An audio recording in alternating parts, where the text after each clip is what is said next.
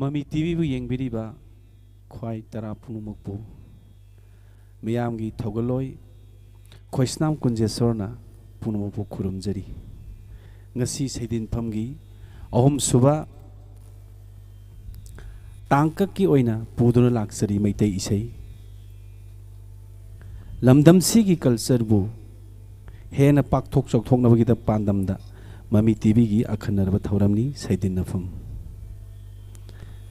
Hairiba seidin nafam asida miyamna call tawiraktuna video call gi kuthangda isai khanbiu oja singa maite isai gi maramda khana nainabiu aikoina pijariba contact number amta haijarake miyamda 7005 759819 number asida call tawiraktuna video call kuthangda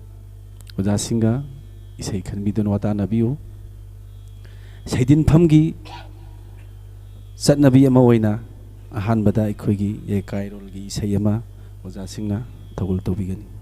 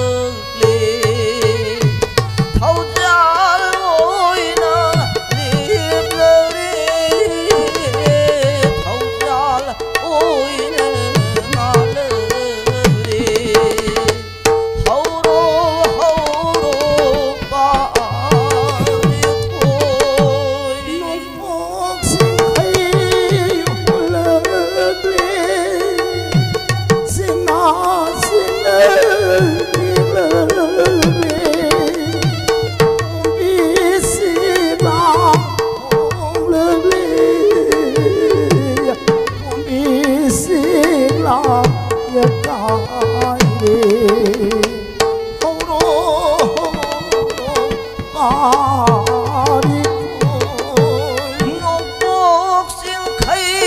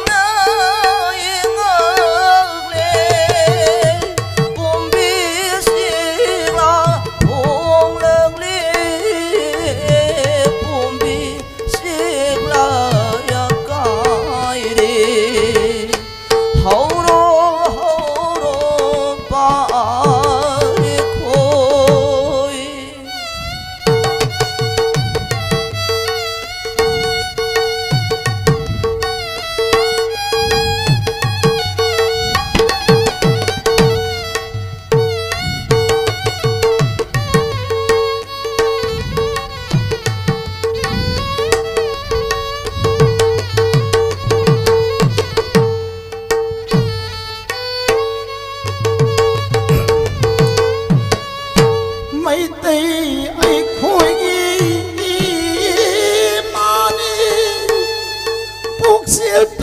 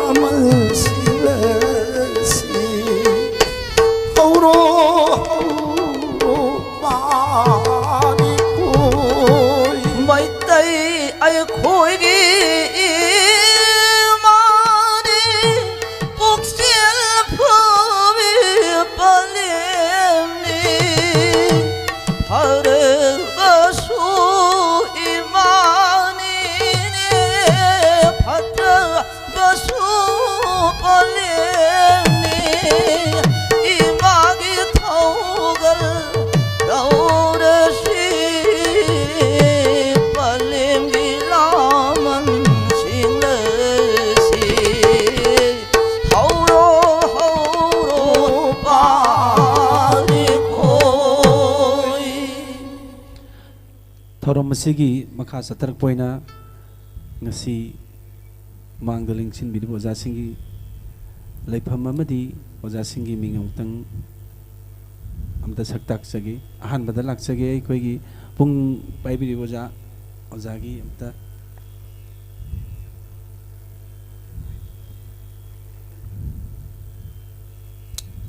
aigi ming hanglem surjit ai ulau mayai lekai dekini ai bu pokpa ipagi maming hanglem ranjit kawi imagina kunjarani ai hak yamna pi ngai matamdagi pung tawjarei aigi ahanba ojagi ming maibam komol kawi salam maning lekai dekin haribo oja sidagi ai ahanba pung tamjarei asumna sum mathang mathang lakpana leipaki oiba lai kumlaba oja sing mayam amagi thogan tawjarei oja sing mayamda pung tamjarei asumna hujik hujik mathang mathang sum lakjabana hujik hujik ai mayamgi thogan tawjaba oina pung yeijeri nungajai mathang sidi koi oja sei sakpo oja dagi leifam amadi ojana oja guru kitang tentak namda thambi oja ahanba maktada pumnamakpu khurumjari aigi ming Lauremba Mahisur Thawban district ki manung chana leiba Sarangpar haiba lamdamda ai poksei ai apokpagi ming Laurembam Tikel apokpagi ming Laurembam Ongbi Kabokli leima ai sininau mari poksei yamba ma ithakte siani aina pumnamakki atuamba oina leijai ai isagi sahi tara surtringagi mamangdagi ai yam pingagi matamdagi ai oja jingde sei tamjarei ai ahanba sei tambirakpa oja se koi sagai ipu ma leibirame pudugi mingoina hankatsarabada ipu munandagi ai sei khara nupamsa pala oina tamaga hojirei adugi mathangda oja sina amu usanbiduna yaripu ke kruda leiba ai laioi khara oja mingoina hankatsarabada oja longjamgi Chandra Singda ojana sinabiduna sei muk tamjarei adugi mathangda oja longjamgi oja ahalibungo oja Chandra Singh sina amuk kusinabiduna oja yaipok kekrudagi oja longjamgi manauda amuk isei tamjarei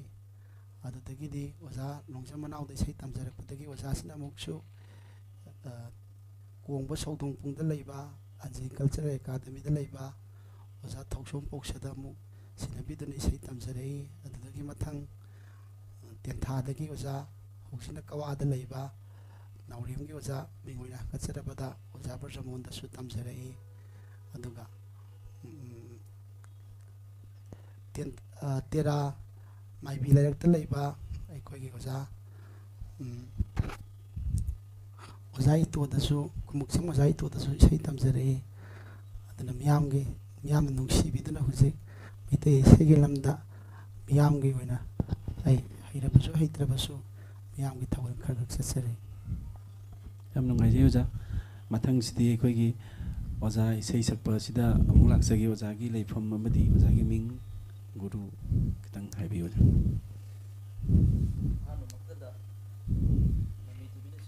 Suasibu yang biriba sina khwai ki oja guru punokpu hanu maktai kokno no khurumjari aigi ming laren jambu mosa maitai aigi leifamna ilong chaching ong lekai aduga aibu pokpa panthauna laren jam kesho maitai aduga aibu pokpi imagi mingna laren jam ongbi tabopi leima aina inat ki sei tamjarak pasi ai yam pilingai de ki tamakti aina class 10 karba chahi jogi imana sei tawdaba yade haidana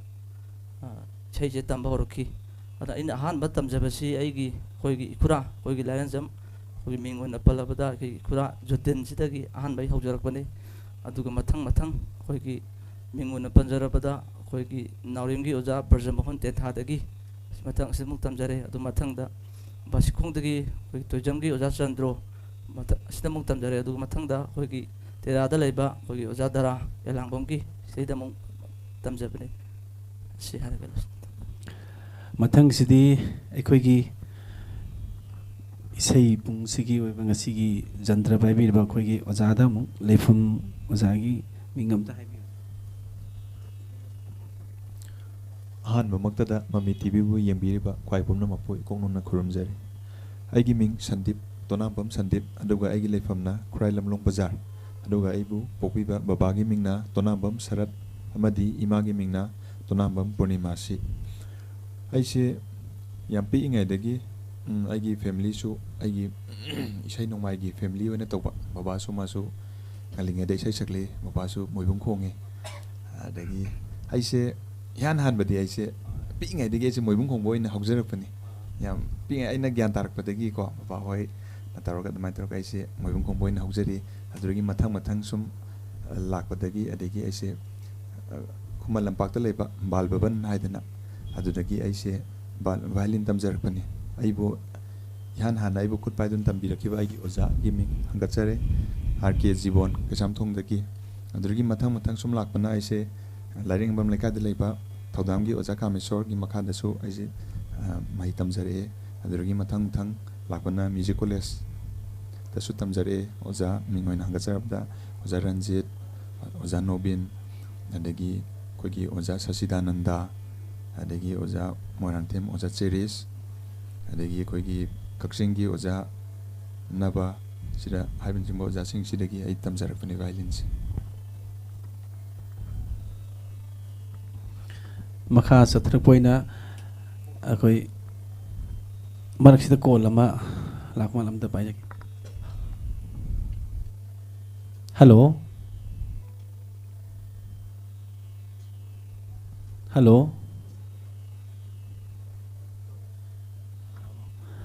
line तत्खरब मालोदा मखा जिदा लाक्सगे अखोई ओजाना अखोई गुरुदा तंबिरकपगी मतंगदा मते खितंग ओजा दे पुंगलोल ओइरगा जो खितंग थगनबियो अदुगा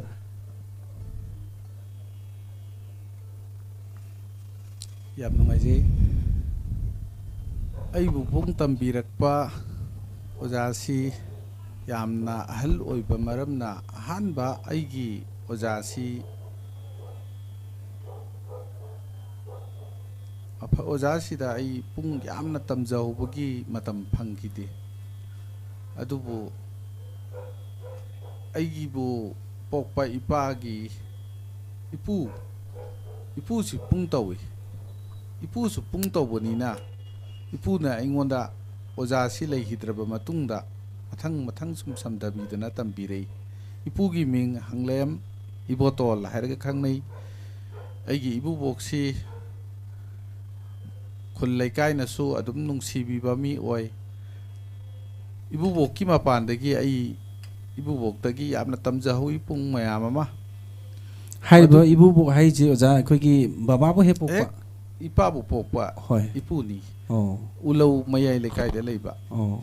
हारिबा इपुसिगी मपानदगी अइ पुंग याम तमजहौई ओजासिंगी मनाक्ता इबुबोकना पुबीदना मतमददी साइकलना चली होय साइकल हम्बर हाइबु साइकल सिदा ममांगदा फीगा येलगा तंबा चली ममांगदा फी येलगा तोंगगा मतम सिदा अखोई बुओंगना पुबीबा ओजासिंगसी मथंग मथंग मथंग ओजासिंगसी पुबीदना मसक खंगहली मरक्सिदा ओजा इपुना तंबिरंबा पुंगलोनगदी नुंसीबा अमतंगदी मयामदा कुदोल तंबी अखोई इबुबोंगना तंबिरंबा याम नुंसीबा पुंगलोल अमखक लई मधुमता मधु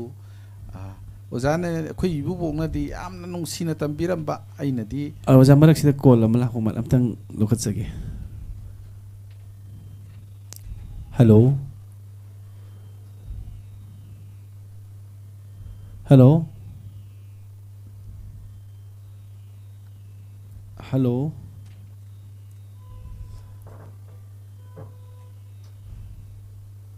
हेलो हाइबियु ममी टीवीगी साइडिन नफमनी ओजासिंगदे इसै खनबियु.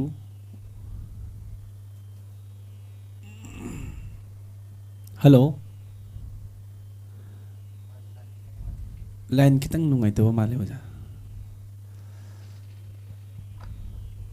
ꯍꯜꯂꯣ, ꯑꯣꯖꯥ ꯃꯈꯥ ꯇꯥꯕꯤꯌꯨ. ꯂꯥꯏꯟ ꯈꯔ ꯅꯨꯡꯉꯥꯏꯇꯕ ꯃꯥꯜꯂꯦ. ꯏꯕꯨꯕꯣꯛꯅ ꯇꯝꯕꯤꯔꯝꯕ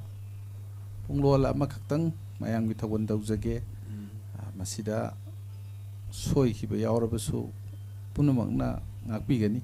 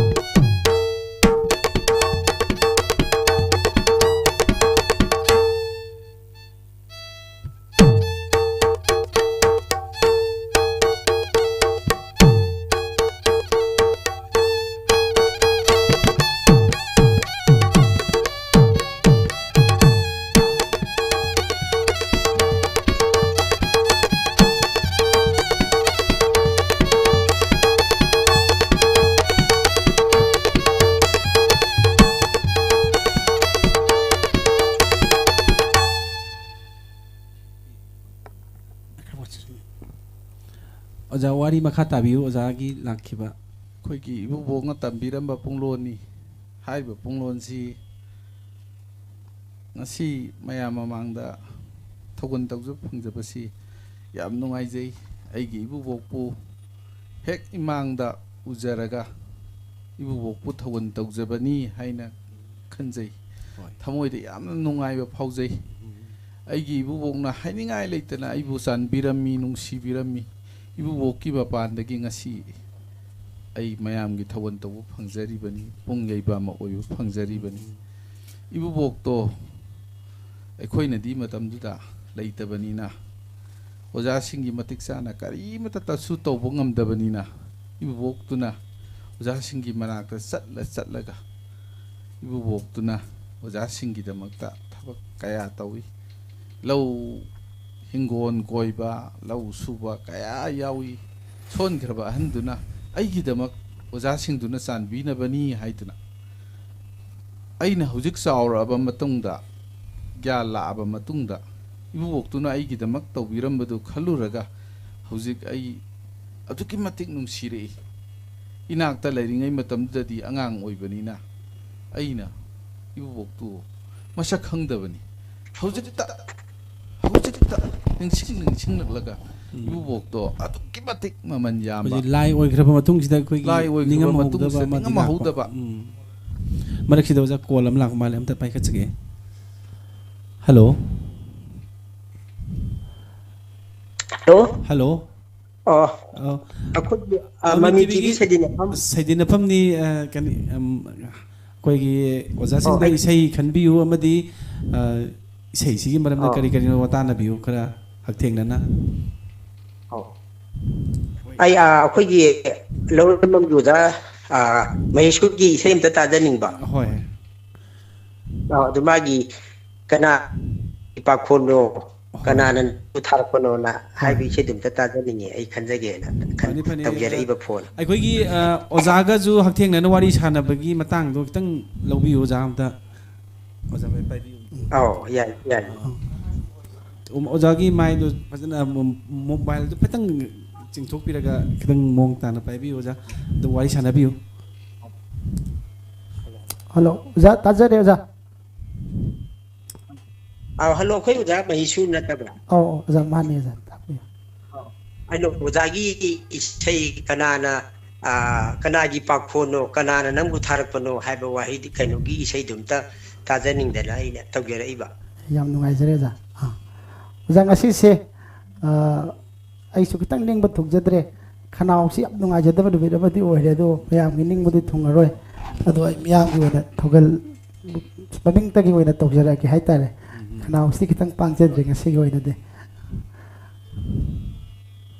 ꯍꯣꯏ ꯀꯩꯁꯨ ꯀꯥꯏꯗꯦ. ꯌꯥꯝ ꯐꯖꯕ ꯑꯗꯨꯒ ꯉꯁꯥꯏꯒꯤ ꯑꯩꯅ ꯃꯃꯥꯡꯗꯁꯨ ꯇꯥꯖꯈ꯭ꯔꯦ ꯁꯨꯔꯗ ꯌꯥꯝ ꯅꯨꯡꯁꯤꯕ ꯑꯗꯨꯅ ꯑꯩ ꯁꯨꯝ ꯑꯊꯁꯨ ꯌꯥꯝ ꯂꯩꯕ ꯑꯩꯈꯣꯏꯒꯤ ꯃꯤꯑꯣꯏꯕꯒꯤ ꯄꯨꯟꯁꯤꯁꯦ ꯄꯥꯈꯣꯜꯂꯣꯏꯅꯒ ꯊꯥꯔꯛꯑꯒ ꯇꯧꯕ ꯍꯦꯛ ꯃꯔꯛꯁꯤꯗ ꯑꯣꯖꯥꯒꯤ ꯃꯤꯡ ꯑꯃꯗꯤ ꯂꯩꯐꯝ ꯑꯃꯨꯛꯇꯪꯗꯤ ꯍꯥꯏꯕꯤꯌꯨ ꯑꯩ ꯀꯣꯂꯔ ꯑꯣꯖꯥꯒꯤ ꯀꯩꯅꯣꯗꯒꯤꯗꯤ ꯑꯩ ꯆꯥꯖꯤꯡꯗꯒꯤꯅꯤ ꯈꯥꯏꯗꯦꯝ ꯗꯣꯛꯇꯔ ꯈꯥꯏꯗꯦꯝ ꯗꯠꯇ ꯀꯧꯋꯦ ꯑꯗꯨꯒ ꯑꯩ ꯃꯅꯤꯄꯨꯔ ꯌꯨꯅꯤꯚꯔꯁꯤꯇꯤ ꯑꯣꯐ ꯀꯜꯆꯔꯗ ꯑꯣꯖꯥ ꯑꯣꯏꯅ ꯄꯨꯖꯕꯅꯦ ꯑꯗꯣ ꯊꯦꯡꯛ ꯌꯨ ꯑꯣꯖꯥ ꯇꯥꯟꯖꯥꯁꯦ ꯂꯧꯖꯔꯒ ꯇꯧꯖꯔꯛꯄꯅꯦ ꯑꯣꯖꯥ ꯑꯣꯖꯥ ꯃꯈꯥ ꯀꯔꯤ ꯀꯔꯤ ꯋꯥꯔꯤ ꯁꯥꯅꯤꯡꯕ ꯀꯔꯤ ꯀꯔꯤ ꯍꯧꯖꯤꯛꯀꯤ ꯊꯧꯔꯝꯁꯤꯒꯤ ꯑꯩꯈꯣꯏ ꯃꯃꯤ ꯇꯤꯚꯤꯅ ꯂꯧꯖꯔꯤꯕ ꯊꯧꯔꯝꯁꯤꯒꯤ ꯃꯇꯥꯡꯁꯤꯗ ꯀꯔꯤ ꯀꯔꯤ ꯐꯣꯡꯗꯣꯛꯅꯤꯡꯕꯒꯗꯤ ꯂꯩꯕꯤꯒꯦ ꯑꯣꯖꯥꯒꯤ ꯋꯥꯈꯜꯂꯣꯟꯗ ꯈꯤꯇꯪ ꯐꯣꯡꯗꯣꯛꯄꯤꯕ ꯌꯥꯔꯒꯦ ꯌꯥꯗꯦ ꯑꯣꯖꯥ ꯑꯩ ꯃꯃꯤ ꯇꯤꯚꯤꯅ ꯂꯧꯕꯤꯔꯤꯕ ꯔꯣꯜꯁꯤ ꯑꯣꯖꯥ ꯑꯩꯈꯣꯏ ꯌꯥꯝꯅ ꯑꯩ ꯊꯥꯒꯠꯆꯩ ꯑꯩꯒꯤ ꯁꯥꯏꯠꯇꯒꯤ ꯃꯔꯝꯗꯤ ꯀꯩꯒꯤꯅꯣ ꯍꯥꯏ ꯀꯥꯟꯗ ꯑꯩꯈꯣꯏꯅ ꯃꯌꯥꯝ ꯈꯪꯗꯕ ꯃꯌꯥꯝꯁꯦ ꯑꯩꯈꯣꯏꯅ ꯑꯦꯛꯁꯄꯔꯇꯥꯏꯁ ꯇꯧꯕꯒꯤ ꯑꯩꯈꯣꯏꯒꯤ ꯇꯤꯚꯤꯁꯤꯗ ꯑꯩꯈꯣꯏꯒꯤ ꯃꯁꯛ ꯈꯪꯗꯕꯁꯨ ꯈꯣꯟꯖꯦꯜ ꯈꯪꯗꯕꯁꯨ ꯑꯗꯨꯃꯥꯏꯅ ꯇꯧꯗꯅ ꯑꯩꯈꯣꯏ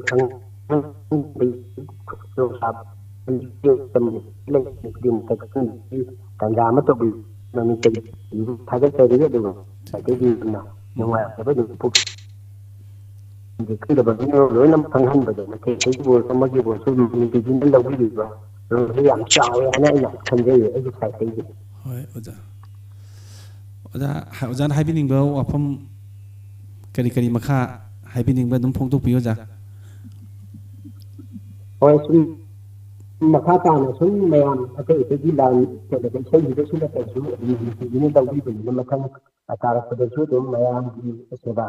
ꯁꯥꯡꯅ ꯇꯧꯕꯤꯔꯒ ꯑꯩꯈꯣꯏ ꯃꯌꯥꯝꯕꯨ ꯌꯥꯝꯅ ꯅꯨꯡꯉꯥꯏꯍꯟꯕ ꯌꯥꯝꯅ ꯆꯥꯎꯈꯠꯄ ꯂꯩꯕꯥꯛ ꯑꯃ ꯑꯣꯏꯕꯗ ꯑꯆꯧꯕ ꯃꯇꯦꯡ ꯑꯃ ꯑꯣꯏꯔꯛꯀꯅꯤ ꯍꯥꯏꯕ ꯑꯩ ꯊꯥꯖꯖꯩ ꯑꯗꯨꯅ ꯃꯈꯥ ꯇꯥꯅ ꯑꯗꯨꯝ ꯆꯠꯊꯕꯤꯔꯛꯑꯣ ꯍꯥꯏꯕ ꯑꯩꯒꯤ ꯁꯥꯏꯠꯇꯒꯤ ꯁꯤꯒꯨꯝꯕ ꯊꯥꯒꯠ ꯋꯥꯍꯩꯁꯦ ꯑꯩ ꯊꯝꯖꯒꯦ ꯊꯥꯒꯠꯆꯔꯤ ꯑꯣꯖꯥ ꯑꯣꯖꯥ ꯀꯣꯜꯗꯣ ꯊꯝꯕꯤꯔꯣ ꯑꯣꯖꯥꯒꯤ ꯏꯁꯩꯗꯣ ꯃꯇꯦꯛ ꯑꯃꯇꯪ ꯊꯧꯒꯟꯖꯍꯟꯒꯦ ꯍꯣꯏ ꯌꯥꯅꯤ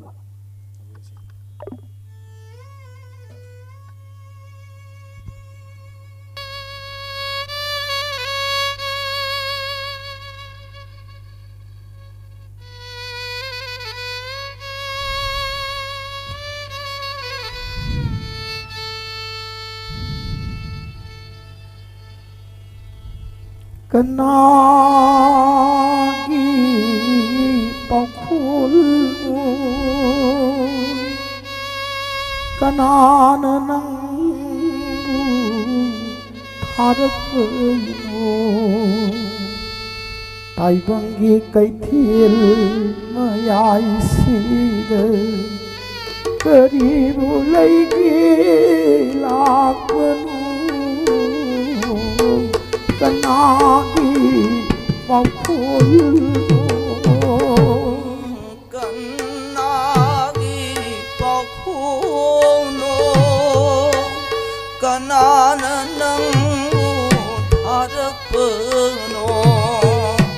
ताइबंगी कैथेल मयाइसिदे गौरीबु लैगे लालिबनो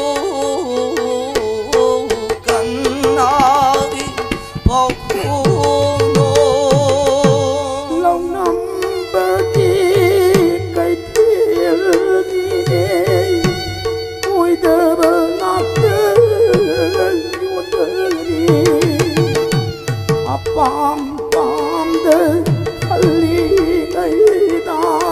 nuit sum sum taki kanaki pakul long nam bagi kai thil ni ne oi da ngak da yon ba ni apam pam de khali ngai da nuit sum sum taki kanaki pakhuno ꯅꯨꯡꯉꯥꯏꯖꯩ ꯑꯣꯖꯥ ꯑꯩꯈꯣꯏꯒꯤ ꯑꯣꯖꯥ ꯄꯨꯡꯕꯤꯕꯗ ꯑꯣꯖꯥꯒꯤ ꯑꯗꯨꯒ ꯏꯄꯨꯅ ꯇꯝꯕꯤꯔꯝꯕ ꯄꯨꯡꯂꯣꯟ ꯃꯌꯥꯝ ꯑꯃ ꯑꯣꯖꯥꯒꯤꯗ ꯈꯤꯇꯪꯗꯤ ꯂꯩꯖꯍꯧꯔꯦ ꯑꯗꯨꯒꯤ ꯃꯈꯥ ꯂꯥꯛꯈꯤꯕ ꯑꯣꯖꯥꯁꯤ ꯀꯔꯝꯕꯅꯣ ꯍꯥꯏꯕꯗꯨ ꯑꯣꯖꯥ ꯃꯤꯡ ꯄꯟꯕꯤꯔꯒ ꯀꯔꯤ ꯑꯣꯖꯥꯒꯤ ꯃꯈꯥ ꯑꯩꯈꯣꯏꯒꯤ ꯑꯍꯥꯟꯕ ꯑꯩꯅ ꯇꯝꯖꯔꯛꯄ ꯃꯥꯏꯕꯝꯒꯤ ꯀꯣꯃꯣꯜ ꯍꯥꯏꯔꯤꯕ ꯑꯣꯖꯥꯁꯤꯒꯤ ꯃꯇꯨꯡꯗ ꯏꯄꯨꯅ ꯇꯝꯕꯤꯔꯦ ꯏꯄꯨꯅ ꯇꯝꯕꯤꯔꯕ ꯃꯇꯨꯡꯗ ꯐꯨꯏꯖꯤꯡꯗ ꯂꯩꯔꯝꯕ ꯍꯩꯔꯥꯡ ꯈꯣꯡꯖꯝ ꯑꯣꯖꯥ ꯅꯥꯔꯥꯟ ꯁꯤꯡ ꯀꯧꯕ ꯑꯣꯖꯥꯁꯤꯗ ꯑꯃꯨꯛ ꯄꯨꯡ ꯇꯝꯖꯔꯦ ꯃꯗꯨꯒꯤ ꯃꯇꯨꯡꯗ ꯑꯩꯈꯣꯏꯒꯤ ꯏꯕꯨꯕꯣꯛꯅ ꯄꯨꯕꯤꯗꯅ ꯃꯌꯥꯝꯅ ꯁꯛꯈꯪꯕꯤꯔꯤꯕ ꯑꯐꯥꯎꯕ ꯂꯥꯏꯒꯨꯝꯂꯕ ꯑꯣꯖꯥ ꯅꯥꯇꯦꯛꯇ ꯑꯃꯨꯛꯁꯨ ꯑꯩꯈꯣꯏ ꯏꯕꯨꯕꯣꯛꯅ ꯄꯨꯕꯤꯔꯦ ꯑꯣꯖꯥ ꯅꯥꯇꯦꯛꯀ ꯑꯩꯈꯣꯏ ꯏꯕꯨꯕꯣꯛꯀꯁꯤ ꯌꯥꯝꯅ ꯅꯨꯡꯁꯤꯅꯕ ꯑꯣꯖꯥ ꯇꯤꯟꯅꯕ ꯑꯣꯏꯕꯅꯤꯅ ꯌꯥꯝ ꯅꯨꯡꯁꯤꯅꯕ ꯑꯣꯏ ꯑꯗꯨꯅ ꯏꯕꯨꯕꯣꯛꯇꯨꯅꯁꯨ ꯌꯥꯝꯅ ꯅꯨꯡꯁꯤꯕꯤꯔꯛꯏ ꯑꯗꯨꯒꯤ ꯃꯇꯨꯡꯗꯒꯤ ꯑꯩꯁꯦ ꯙꯨꯂꯣꯛ ꯇꯝꯐꯠ ꯀꯆꯨꯔꯤ ꯑꯃꯗꯤ ꯑꯩꯈꯣꯏ ꯙꯣꯟ ꯄꯥꯏꯔꯒ ꯆꯣꯡ ꯐꯟꯕꯁꯦ ꯃꯁꯤ ꯌꯨꯝꯅꯥꯝ ꯈꯨꯅꯧꯒꯤ ꯑꯣꯖꯥ ꯉꯧꯕꯤ ꯌꯨꯝꯅꯥꯝ ꯈꯨꯅꯧꯒꯤ ꯌꯨꯝꯅꯥꯝ ꯑꯣꯖꯥ ꯉꯧꯕꯤ ꯍꯥꯏꯔꯤꯕ ꯑꯣꯖꯥꯁꯤꯗ ꯑꯃꯨꯛ ꯏꯕꯨꯕꯣꯛꯅ ꯄꯨꯕꯤꯕꯗꯒꯤ ꯑꯣꯖꯥꯁꯤꯗ ꯑꯃꯨꯛ ꯇꯝꯖꯩ ꯑꯁꯨꯝꯅ ꯃꯊꯪ ꯂꯥꯛꯄꯅ ꯑꯩ ꯃꯣꯏꯔꯥꯡꯒꯤ ꯃꯤꯡ ꯑꯣꯏꯅ ꯄꯟꯖꯔꯕꯗ ꯃꯥꯏꯔꯦꯝꯕꯝꯒꯤ ꯔꯟꯖꯤꯠ ꯑꯃꯗꯤ ꯑꯩꯈꯣꯏꯒꯤ ꯑꯣꯖꯥ ꯃꯅꯤꯇꯣꯟ ꯃꯥꯏꯔꯦꯝꯕꯝꯒꯤ ꯍꯥꯏꯔꯤꯕ ꯑꯣꯖꯥ ꯑꯅꯤꯁꯤꯗ ꯑꯃꯨꯛ ꯇꯝꯖꯔꯛꯏ ꯍꯧꯖꯤꯛ ꯑꯣꯖꯥꯁꯤꯒꯤ ꯃꯐꯝꯗ ꯃꯔꯛꯊꯠꯅ ꯑꯣꯖꯥ ꯀꯣꯜ ꯑꯃ ꯂꯥꯛꯄ ꯃꯥꯜꯂꯦ ꯑꯣꯖꯥ ꯋꯥꯔꯤ ꯃꯈꯥ ꯇꯥꯁꯤ ꯑꯗꯨꯒ ꯀꯣꯜ ꯑꯃꯇꯪ ꯋꯣꯛꯆꯈꯤꯒꯦ ꯑꯣꯖꯥ ꯍꯜꯂꯣ ꯍꯜꯂꯣ ꯑꯩꯈꯣꯏ ꯁꯩꯊꯤꯟꯅꯐꯝꯗꯤ ꯍꯥꯏꯕꯤꯌꯨ ꯀꯔꯤ ꯁꯩꯊꯤꯟꯅꯐꯝꯒꯤ ꯁꯤꯗ ꯀꯔꯤ ꯊꯝꯕꯤꯅꯤꯡꯕ ꯍꯥꯏꯕꯤꯌꯨ ꯑꯣꯖꯥ ꯑꯍꯥꯟꯕꯗ ꯑꯣꯖꯥꯁꯤꯡꯕꯨ ꯈꯨꯔꯨꯝꯖꯔꯤ ꯑꯗꯣ ꯑꯣꯖꯥ ꯃꯃꯤ ꯇꯤꯚꯤꯅ ꯁꯤꯟꯕꯤꯔꯤꯕ ꯁꯩꯊꯤꯟꯅꯐꯝ ꯍꯥꯏꯕꯁꯤꯗꯒꯤ ꯑꯣꯖꯥ ꯃꯍꯦꯁꯣꯔꯒꯤ ꯏꯁꯩ ꯂꯩꯃꯔꯦꯜ ꯁꯩꯊꯥꯕꯒꯤ ꯂꯩꯃꯔꯦꯜꯒꯤ ꯃꯇꯤꯛ ꯃꯌꯥꯏ ꯁꯩꯊꯥꯕ ꯏꯁꯩ ꯃꯤꯇꯩ ꯂꯩꯃ ꯏꯃꯥꯒꯤ ꯍꯥꯏꯔꯤꯕ ꯏꯁꯩꯗꯣ ꯑꯗꯨ ꯇꯥꯖꯅꯤꯡꯉꯤ ꯑꯣꯖꯥ ꯐꯅꯤ ꯇꯥꯍꯟꯖꯒꯦ ꯑꯗꯨꯒ ꯏꯁꯥꯒꯤ ꯂꯩꯐꯝ ꯑꯃꯗꯤ ꯃꯤꯡ ꯑꯃꯇꯪ ꯍꯥꯏꯕꯤꯔꯝꯃꯨ ꯑꯍꯥꯟꯕꯗ ꯑꯩꯒꯤ ꯃꯤꯡ ꯁꯣꯏꯕꯝ ꯏꯂꯤꯖꯥ ꯆꯅꯨ ꯑꯩꯁꯦ ꯏꯝꯐꯥꯜ ꯏꯁ ꯗꯤꯁꯇ꯭ꯔꯤꯛꯀꯤ ꯃꯅꯨꯡ ꯆꯟꯅ ꯂꯩꯕ ꯇꯦꯂꯣꯡ ꯃꯅꯤꯡ ꯂꯩꯀꯥꯏꯗꯒꯤꯅꯤ ꯍꯣꯏ ꯑꯗꯨ ꯏꯂꯤꯖꯥꯗꯒꯤ ꯑꯩꯈꯣꯏ ꯑꯣꯖꯥ ꯃꯍꯦꯁꯣꯔꯒ ꯍꯛꯊꯦꯡꯅꯅ ꯋꯥꯔꯤ ꯁꯥꯟꯅꯕꯒꯤ ꯇꯥꯟꯖꯥꯗꯨꯁꯨ ꯑꯩꯈꯣꯏ ꯃꯇꯦꯛ ꯑꯃꯇꯪ ꯂꯧꯖꯒꯦ ꯑꯣꯖꯥ ꯑꯃꯇꯪ ꯍꯥꯏꯕꯤꯌꯨ ꯌꯥꯝ ꯅꯨꯡꯉꯥꯏꯖꯔꯦ ꯑꯣꯖꯥ ꯑꯣꯖꯥ ꯑꯍꯥꯟꯕꯗ ꯑꯣꯖꯥꯕꯨ ꯈꯨꯔꯨꯝꯖꯔꯤ ꯌꯥꯏ ꯐꯔꯦ ꯅꯍꯥꯛꯀꯤ ꯏꯁꯩꯗꯣ ꯑꯃꯨꯛꯇꯒ ꯍꯟꯅ ꯍꯥꯏꯔꯛꯑꯣꯅꯦ ꯂꯩꯃꯔꯦꯜ ꯏꯃꯥꯒꯤ ꯃꯇꯤꯛ ꯃꯌꯥꯏ ꯁꯩꯊꯥꯕ ꯃꯤꯇꯩ ꯂꯩꯃ ꯏꯃꯥꯒꯤ ꯇꯧꯕꯗꯣ ꯑꯣꯖꯥ ꯃꯤꯇꯩ ꯂꯩꯃ ꯏꯃꯥꯒꯤ ꯁꯪꯕꯥꯅꯕꯤ ꯇꯧꯕꯗꯣ ꯑꯣꯖꯥ ꯌꯥꯔꯦ ꯑꯩꯈꯣꯏ ꯏꯆꯟꯁꯤ ꯏꯁꯩ ꯁꯛꯄꯤ ꯑꯃ ꯑꯣꯏꯕ꯭ꯔꯥ ꯑꯣꯖꯥꯗꯁꯨ ꯇꯝꯖꯔꯤ ꯍꯧꯖꯤꯛ MUCꯗ ꯁꯛꯆꯒꯦ ꯑꯗ ꯏꯁꯩꯗꯣ ꯃꯇꯦꯛ ꯑꯃꯇꯗꯤ ꯁꯛꯄꯤꯔꯛꯑꯒꯗꯤ ꯌꯥꯝ ꯅꯨꯡꯉꯥꯏꯖꯅꯤ ꯃꯇꯦꯛ ꯑꯃꯇꯪ ꯁꯛꯄꯤꯔꯛꯑꯣ ꯁꯛꯆꯔꯛꯀꯦ ꯑꯣꯖꯥ ꯃꯤꯇꯩ ꯂꯩꯃ ꯏꯃꯥꯒꯤ ꯁꯪꯕꯥꯅꯕꯤ ꯇꯝꯄꯥꯛꯇ ꯁꯥꯟꯅꯔꯤ ꯃꯪꯄꯥꯔꯤ ꯃꯃꯣꯝ ꯑꯩꯈꯣꯏꯅ ꯍꯔꯥꯎꯔꯤ ꯅꯨꯡꯉꯥꯏꯔꯤ ꯃꯤꯇꯩ ꯂꯩꯃ ꯏꯃꯥꯒꯤ ꯑꯣꯖꯥ ꯂꯣꯏꯁꯤꯟꯖꯔꯒꯦ ꯐꯔꯦ ꯑꯗꯣ ꯀꯣꯜꯗꯣ ꯊꯝꯕꯤꯔꯣ ꯑꯗꯨꯒ ꯑꯩꯈꯣꯏ ꯑꯣꯖꯥꯗꯒꯤ ꯏꯁꯩ ꯃꯇꯦꯛ ꯑꯃ ꯇꯥꯃꯤꯟꯅꯔꯁꯤ ꯅꯨꯡꯉꯥꯏꯖꯔꯦ ꯑꯣꯖꯥ ꯊꯝꯖꯔꯒꯦ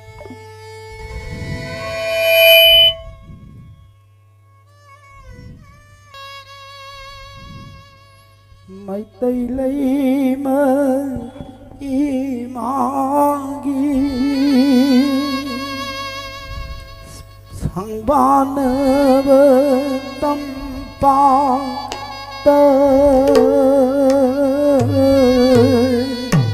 ꯁꯥꯟꯅꯔꯤ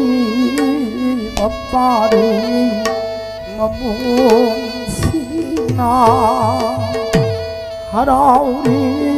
ꯅꯨꯡꯉꯥꯏꯔꯤ ꯇꯥꯏꯕꯪꯁꯤꯗ ꯃꯩꯇꯩ ꯂꯩꯃ 이마기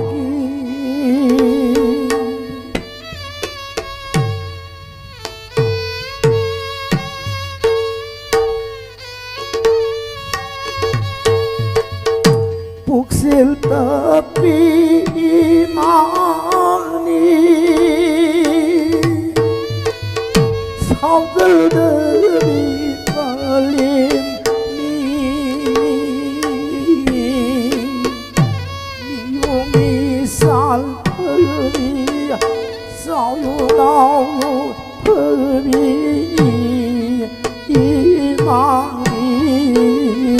maitai leina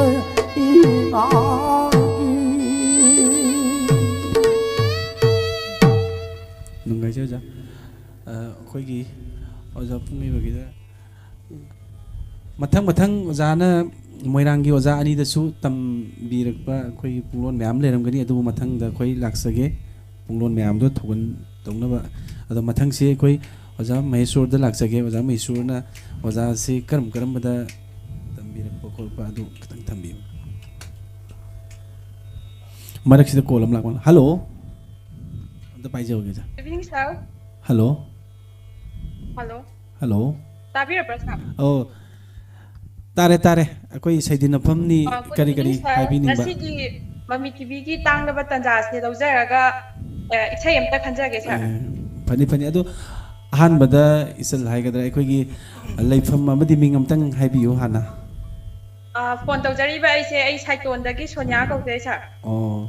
sonia ngasigi tanja se lawjaraga oza akoi oza Maheshwar dagi pukning warak bagi matam na leiringai haba isai se si matang khanjage oh yam nungai jai san jage aduga aikoi kaigum amtang haijauge aikoi ngasi pangthok jariba aikoi gi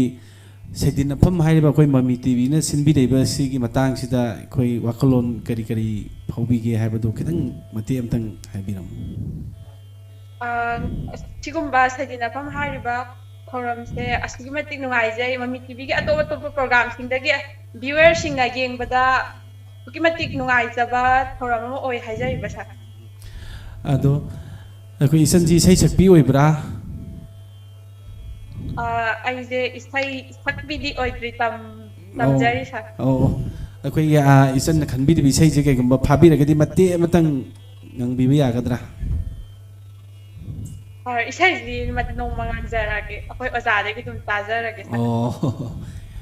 fare dudi call thambiro akoi ozadagi sai mati amtang taminarsi thank you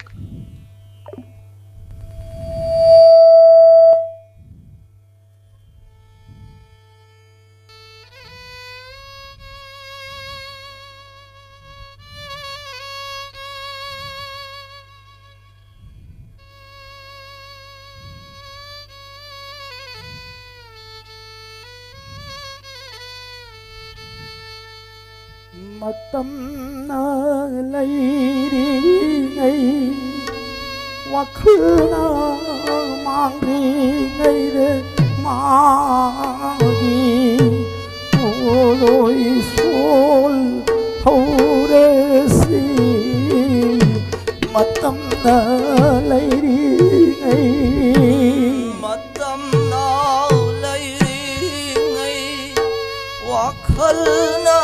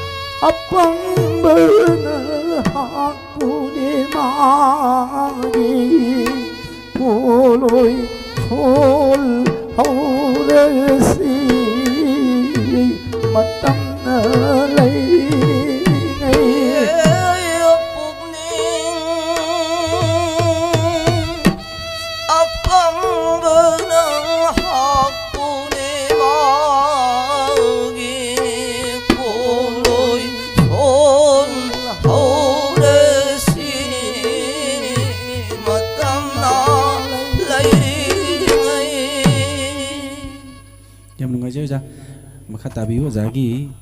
ozasingda tamjarakpa kari no khanda oza habiyo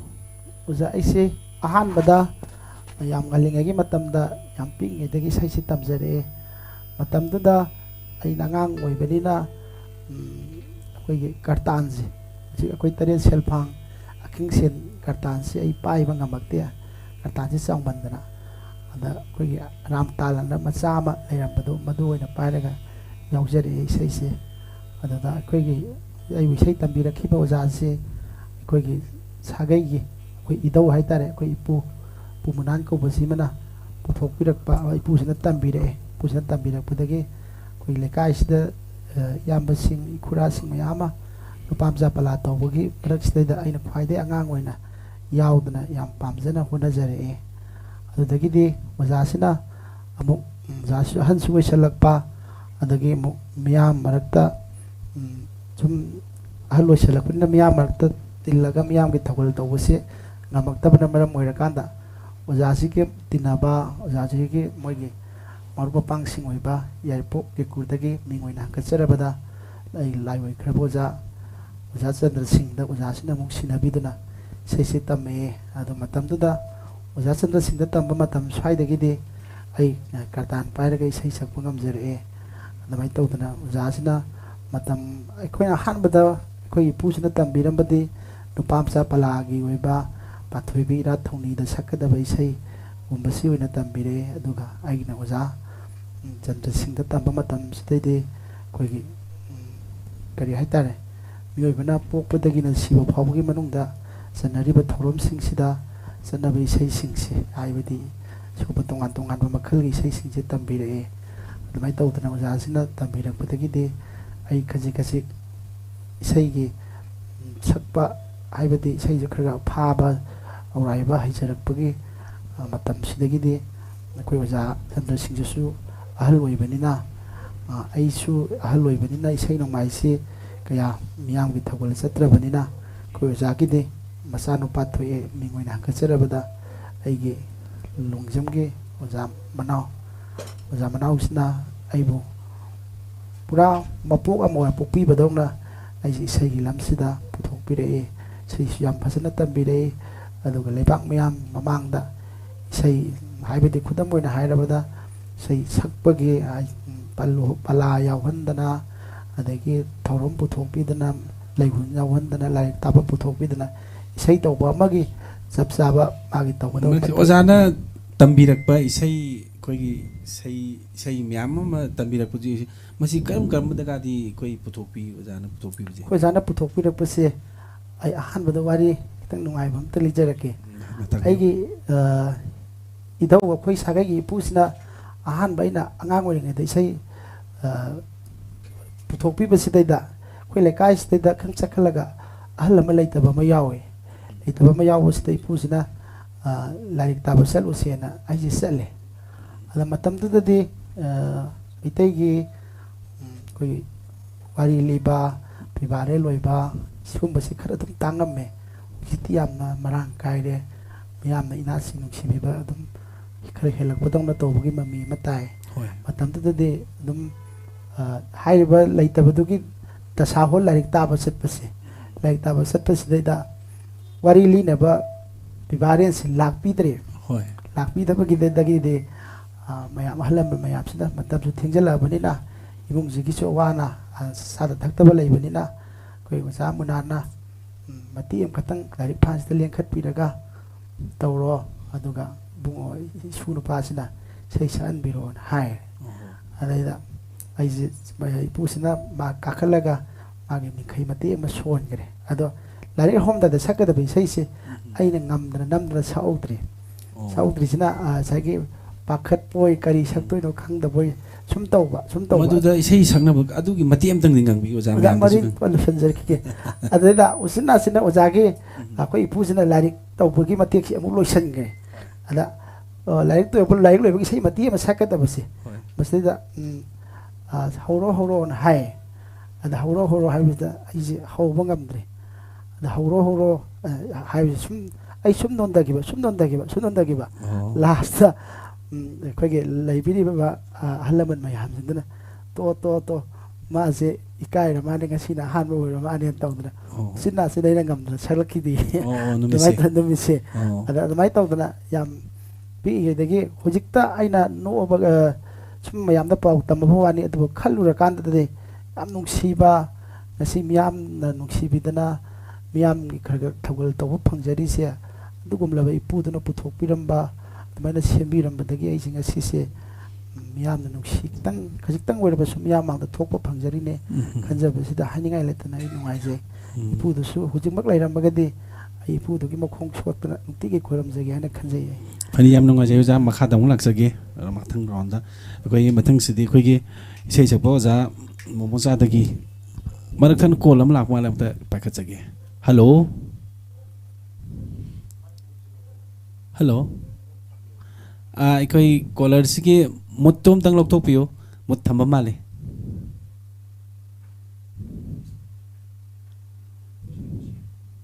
hello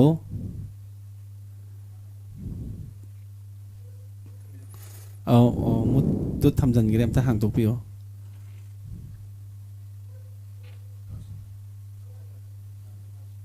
hello ꯃꯊꯪꯗ ꯑꯃꯨꯛ ꯄꯥꯏꯔꯁꯤ ꯑꯣꯖꯥ ꯑꯗꯨꯗꯤ ꯑꯣꯖꯥꯗ ꯂꯥꯛꯆꯒꯦ ꯑꯣꯖꯥ ꯃꯣꯆꯥꯗ ꯑꯣꯖꯥꯅ ꯑꯣꯖꯥ ꯒꯨꯔꯨ ꯈꯜꯂꯛꯄꯒꯤ ꯃꯇꯥꯡꯗ ꯀꯔꯤ ꯀꯔꯤ ꯑꯝꯇ ꯈꯔ ꯍꯥꯏꯕꯤꯌꯨ ꯍꯜꯂꯣ ꯑꯩꯅ ꯏꯁꯩ ꯇꯝꯕ ꯍꯧꯔꯛꯄꯁꯤ ꯑꯩꯅ ꯃꯦꯇ꯭ꯔꯤꯛ ꯄꯩꯈꯥ ꯊꯥꯔ ꯃꯇꯨꯡꯗꯒꯤ ꯑꯩꯈꯣꯏꯒꯤ ꯑꯩꯒꯤ ꯏꯈꯨꯔꯥ ꯊꯣꯛꯄ ꯂꯥꯏꯔꯦꯟꯖꯝꯒꯤ ꯑꯩꯈꯣꯏ ꯍꯧꯖꯤꯛꯅ ꯂꯤꯂꯣꯡ ꯆꯥꯖꯤꯡꯗꯒꯤ ꯍꯧꯖꯤꯛꯅ ꯅꯋꯥꯝ ꯂꯩꯀꯥꯏꯗ ꯍꯣꯡꯈꯤꯕ ꯑꯩꯈꯣꯏ ꯂꯥꯏꯔꯦꯟꯖꯝ ꯖꯨꯇꯤꯟꯁꯤꯗ ꯑꯍꯥꯟꯕ ꯑꯣꯏꯅ ꯏꯁꯩ ꯇꯝꯕ ꯍꯧꯔꯛꯈꯤꯕꯅꯤ ꯑꯍꯥꯟꯕꯗ ꯑꯩꯁꯤ ꯏꯁꯩ ꯇꯝꯕꯁꯤ ꯀꯌꯥ ꯄꯥꯝꯃꯝꯗꯦ ꯕꯣꯜ ꯁꯥꯟꯅꯕ ꯑꯣꯏꯅ ꯑꯩ ꯍꯧꯔꯛꯄꯅꯦ ꯄꯤꯛꯏꯉꯩꯗꯒꯤ ꯍꯧꯅ ꯑꯩꯈꯣꯏꯒꯤ ꯐꯦꯃꯤꯂꯤꯗꯤ ꯑꯌꯥꯝꯕ ꯕꯣꯜ ꯁꯥꯟꯅꯕ ꯂꯣꯏ ꯍꯧꯋꯤ ꯏꯃꯥ ꯃꯔꯤꯗꯗꯤ ꯏꯁꯩꯁꯤ ꯑꯗꯨꯝ ꯃꯄꯨꯡ ꯐꯥꯅ ꯇꯧꯔꯛꯑꯦ ꯑꯩꯈꯣꯏ ꯃꯤꯡ ꯑꯣꯏꯅ ꯄꯟꯖꯔꯕ ꯂꯩꯈꯤꯗ꯭ꯔꯕ ꯑꯍꯜ ꯂꯥꯏꯑꯣꯏꯈ꯭ꯔꯕ ꯄꯥꯈꯣꯡꯒꯤ ꯆꯟꯗ꯭ꯔꯁꯤꯡꯒꯤ ꯑꯩꯈꯣꯏ ꯏꯃꯥ ꯃꯔꯤꯅꯤ ꯑꯗꯨꯝ ꯏꯃꯥ ꯃꯔꯤꯗꯗꯤ ꯏꯁꯩ ꯑꯗꯨꯝ ꯐꯖꯅ ꯁꯤꯅꯨꯡꯃꯥꯏ ꯑꯝꯇ ꯇꯧꯔꯛꯑꯦ ꯑꯗꯨꯅ ꯏꯃꯥꯁꯤꯅ ꯑꯩꯁꯦ ꯏꯁꯩ ꯇꯧꯗ ꯌꯥꯗꯦꯅ ꯀꯟꯅ ꯉꯥꯡꯃꯟꯕꯗꯒꯤ ꯑꯩ ꯏꯁꯩ ꯇꯧꯈꯤꯕꯅꯦ ꯍꯧꯖꯤꯛꯀꯤ ꯑꯩꯈꯣꯏꯒꯤ ꯀꯀꯥꯁꯤꯗ ꯑꯩꯈꯣꯏ ꯏꯃꯥꯅ ꯍꯥꯏꯅꯕꯤꯔꯦ ꯅꯆꯥꯁꯤꯗꯤ ꯏꯁꯩ ꯇꯧꯍꯟꯒꯗꯕꯅꯤ ꯇꯧꯍꯟꯗꯕ ꯌꯥꯗꯦ ꯍꯥꯏꯗꯅ ꯑꯩꯈꯣꯏꯒꯤ ꯀꯀꯥꯁꯤꯒ ꯏꯃꯥꯁꯤꯒ ꯇꯧꯔꯒ ꯑꯩꯁꯦ ꯀꯟꯅ ꯇꯝꯕꯤꯔꯛꯄꯅꯦ ꯑꯩꯅ ꯏꯁꯩꯁꯦ ꯇꯝꯕ ꯍꯧꯔꯛꯄ ꯃꯇꯨꯡꯗ ꯌꯥꯝ ꯋꯥꯅ ꯇꯝꯃꯛꯑꯦ ꯌꯥꯝ ꯋꯥꯅ ꯇꯝꯃꯛꯑꯦꯗꯤ ꯑꯩꯈꯣꯏ ꯏꯃꯨꯡꯁꯤ ꯀꯩꯁꯨ ꯌꯥꯝꯅ ꯐꯔꯛꯇꯦ ꯇꯣꯂꯣꯝ ꯆꯥꯕ ꯅꯠꯇꯦ ꯑꯩꯈꯣꯏ ꯏꯄꯥꯁꯤꯅ ꯐꯥꯔꯃꯔꯅꯦ ꯂꯧꯎ ꯁꯤꯡꯎ ꯇꯧꯔꯒ ꯇꯧꯔꯛꯄꯅꯦ ꯑꯗꯨꯅ ꯌꯥꯝ ꯋꯥꯅ ꯑꯣꯖꯥꯁꯤꯡꯒꯤ ꯀꯠꯅꯤꯡꯕ ꯄꯤꯅꯤꯡꯕ ꯀꯩꯝꯇ ꯉꯝꯃꯛꯇꯦ ꯑꯗꯨꯅ ꯑꯩꯈꯣꯏ ꯀꯀꯥꯁꯤꯗꯁꯨ ꯐꯖꯅ ꯇꯝꯕꯤꯔꯛꯑꯦ ꯑꯩꯈꯣꯏ ꯀꯀꯥꯁꯤꯅ ꯇꯝꯕ ꯃꯇꯨꯡꯗ ꯑꯩꯈꯣꯏ ꯀꯀꯥꯁꯤꯗꯒꯤ ꯑꯩꯈꯣꯏ ꯃꯃꯥꯟꯅꯕ ꯑꯩꯈꯣꯏꯒꯤ ꯃꯣꯏ ꯃꯊꯛꯁꯤꯡ ꯁꯦꯅꯤꯌꯔꯁꯤꯡ ꯑꯩꯈꯣꯏꯒꯤ ꯊꯣꯏꯖꯝꯒꯤ ꯑꯣꯖꯥ ꯆꯟꯗ꯭ꯔꯣꯁꯤꯗ ꯑꯃꯨꯛ ꯍꯥꯏꯅꯔꯒ ꯃꯈꯣꯏ ꯁꯤꯟꯅꯕꯤꯔꯒ ꯇꯝꯃꯛꯄꯅꯦ ꯑꯩꯈꯣꯏꯅ ꯏꯁꯩ ꯇꯝꯃꯛꯄ ꯃꯇꯝꯗ ꯌꯥꯝ ꯋꯥꯅ ꯍꯥꯏꯕꯗꯤ ꯑꯌꯨꯛꯇꯅ ꯑꯩꯈꯣꯏꯒꯤ ꯑꯣꯖꯥ ꯀꯩꯅꯣꯁꯤꯗꯪ ꯇꯝꯃꯨꯔꯒ ꯑꯗꯒꯤ ꯍꯜꯂꯛꯑꯒ ꯅꯨꯃꯤꯗꯥꯡ ꯋꯥꯏꯔꯝꯁꯤꯗ ꯑꯩꯈꯣꯏ ꯀꯀꯥꯁꯤꯗ ꯑꯃꯨꯛ ꯇꯝꯕꯅꯦ ꯑꯗꯒꯤ ꯃꯁꯤꯗ ꯇꯝꯕ ꯂꯣꯏꯔꯒ ꯑꯃꯨꯛ ꯑꯩꯈꯣꯏꯒꯤ ꯀꯀꯥꯁꯤꯗꯒꯤ ꯃꯊꯛ ꯑꯣꯏꯕ ꯑꯩꯈꯣꯏꯒꯤ ꯅꯥꯎꯔꯦꯝꯒꯤ ꯑꯩꯒꯤ ꯇꯥꯛꯄꯤꯔꯛꯄ ꯑꯣꯖꯥ ꯕ꯭ꯔꯖꯃꯣꯍꯟꯁꯦ ꯑꯣꯖꯥ ꯕ꯭ꯔꯖꯃꯣꯍꯟꯁꯤꯗ ꯑꯃꯨꯛ ꯄꯨꯕꯤꯔꯒ ꯁꯨꯃꯥꯏꯅ ꯁꯛꯈꯪ ꯃꯥꯏꯈꯪꯅꯔꯒ ꯑꯩꯒꯤ ꯏꯆꯥꯅꯤ ꯏꯅꯥꯎꯅꯤ ꯍꯥꯏꯔꯒ ꯇꯝꯃꯛꯄꯗꯒꯤ ꯑꯣꯖꯥ ꯕ꯭ꯔꯖꯃꯣꯍꯟꯁꯤꯗ ꯑꯩꯈꯣꯏ ꯁꯥꯇ꯭ꯔ ꯀꯨꯟꯃꯨꯛ ꯑꯩꯅ ꯇꯝꯕ ꯃꯇꯝꯗ ꯁꯥꯇ꯭ꯔ ꯀꯨꯟꯃꯨꯛ ꯂꯩꯔꯝꯃꯦ ꯁꯥꯇ꯭ꯔ ꯀꯨꯟ ꯃꯅꯨꯡꯁꯤꯗ ꯑꯩꯅ ꯑꯉꯥꯡ ꯏꯍꯣꯏ ꯑꯣꯏꯅ ꯅꯧꯅ ꯇꯝꯃꯛꯄꯅꯤ ꯐꯅꯤ ꯑꯣꯖꯥꯒꯤ ꯃꯈꯥꯗ ꯑꯃꯨꯛ ꯂꯥꯛꯆꯒꯦ ꯑꯩꯒꯤ ꯃꯊꯪꯁꯦ ꯑꯣꯖꯥꯅ ꯑꯩꯈꯣꯏꯒꯤ ꯃꯩꯇꯩ ꯏꯁꯩꯒꯤ ꯄꯨꯡꯁꯤꯗꯩꯗ ꯊꯋꯥꯏ ꯀꯠꯊꯣꯛꯄꯤꯗꯨꯅ ꯑꯩꯈꯣꯏ ꯃꯇꯝ ꯁꯥꯡꯅ ꯂꯥꯛꯄꯤꯔꯤ ꯍꯥꯏꯅ ꯑꯩꯈꯣꯏ ꯑꯣꯖꯥꯅꯁꯨ ꯑꯣꯖꯥ ꯒꯨꯔꯨ ꯃꯌꯥꯝꯗꯒꯤ ꯈꯟꯗꯨꯅ ꯃꯌꯥꯝ ꯑꯃ ꯇꯝꯕꯤꯔꯦꯅ ꯍꯥꯏꯔꯦ ꯑꯗꯣ ꯑꯣꯖꯥꯅ ꯉꯜꯂꯤꯉꯩꯗ ꯈꯤꯇꯪ ꯑꯣꯖꯥꯒꯤ ꯈꯤꯇꯪ ꯑꯉꯥꯡ ꯑꯣꯏꯔꯤꯉꯩꯗ ꯑꯣꯖꯥ ꯒꯨꯔꯨ ꯃꯌꯥꯝ ꯑꯃ ꯊꯦꯡꯅꯍꯧꯕꯒꯤ ꯑꯗꯨ ꯃꯇꯝꯗꯨꯗꯩꯗ ꯑꯩꯈꯣꯏꯒꯤ ꯃꯩꯇꯩ ꯏꯁꯩꯁꯤꯗ ꯂꯩꯔꯝꯕ ꯁꯤꯒꯤ ꯈꯤꯇꯪ ꯍꯧꯖꯤꯛꯀ ꯈꯦꯠꯅꯕꯁꯤꯡꯁꯤ ꯀꯔꯤ ꯀꯔꯤ ꯂꯩꯒꯦ ꯑꯣꯖꯥꯅ ꯈꯤꯇꯪ ꯊꯝꯕꯤꯔꯒꯗꯤ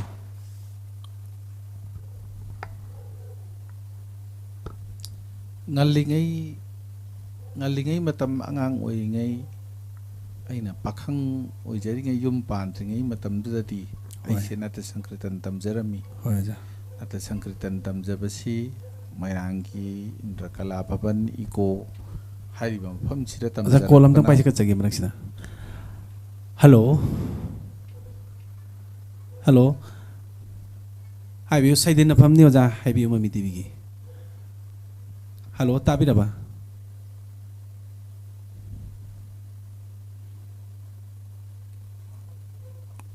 ꯍꯜꯂꯣ ꯃꯨꯠꯇꯨ ꯑꯣꯖꯥ ꯑꯝꯇ ꯀꯩꯅꯣ ꯀꯣꯂꯔꯅ ꯃꯨꯠꯇꯨ ꯑꯝꯇ ꯂꯧꯊꯣꯛꯄꯤꯌꯣ ꯑꯗꯨꯒ ꯑꯩꯈꯣꯏ ꯚꯣꯀꯦꯜꯗꯨ ꯇꯥꯗ꯭ꯔꯦ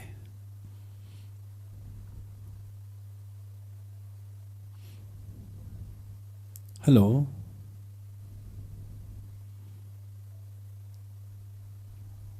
ꯂꯥꯏꯟ ꯅꯨꯡꯉꯥꯏꯇꯕ ꯃꯥꯜꯂꯦ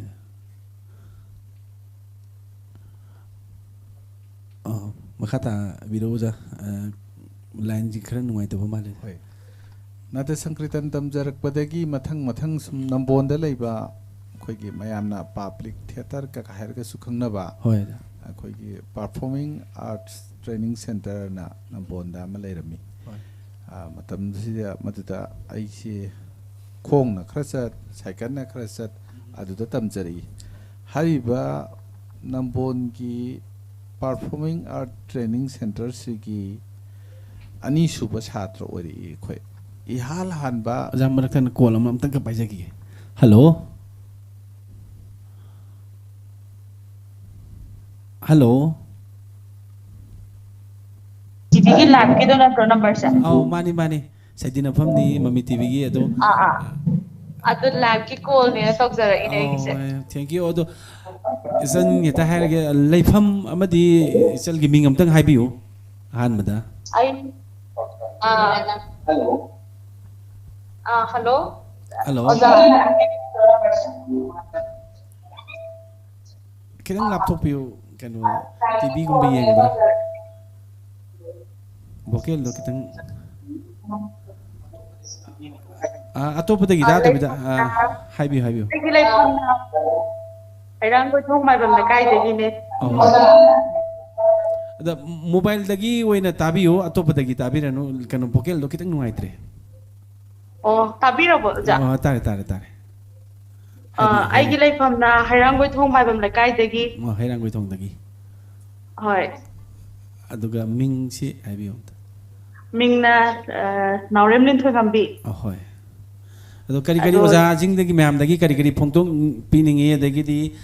akhoi gi mami tv gi mai kai da kari phongtong ning adum chelgi wahai adum thaibiu होय अदो आई पोपा बाबा पहनजर के अदुगा सही तंग खंजर हनो बिरमाने ओबाम दाइयो वारो बिरमाने मा ना की सही तो तानी बा hoy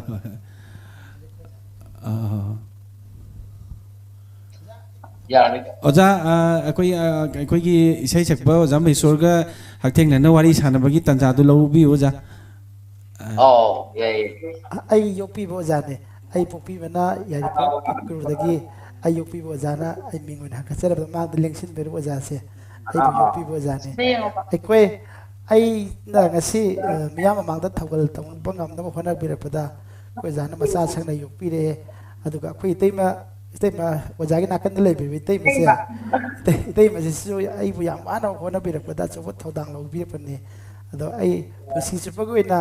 mai pani na khalaga dum kaujite ai ojagi thogal mati am tang tawjage ja ojagi ichadagi kari habiring ba adagi di sei taning ba kai gumba ojagi kitang phongtok piyo ja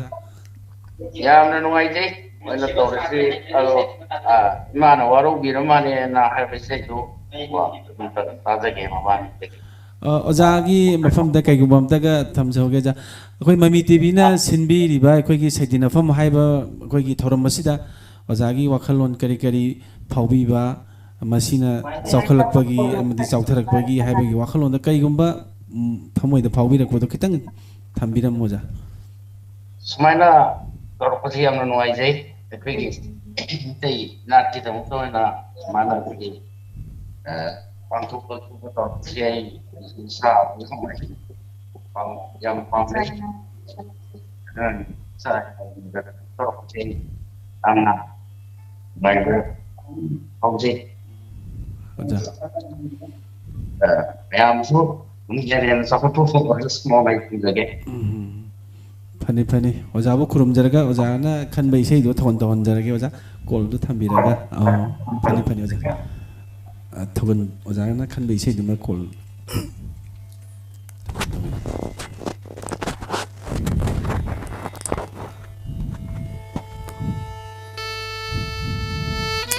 sidi khanau si am din nungai jati ai si thamo yam kai re khanau nungai ta sida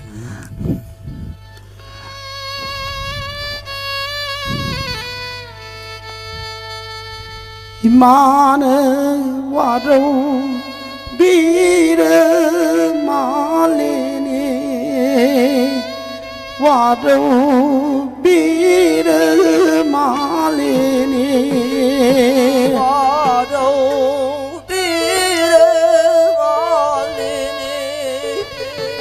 마땀 꾸이낭 까우루리 하이두네 와도 비르 말리니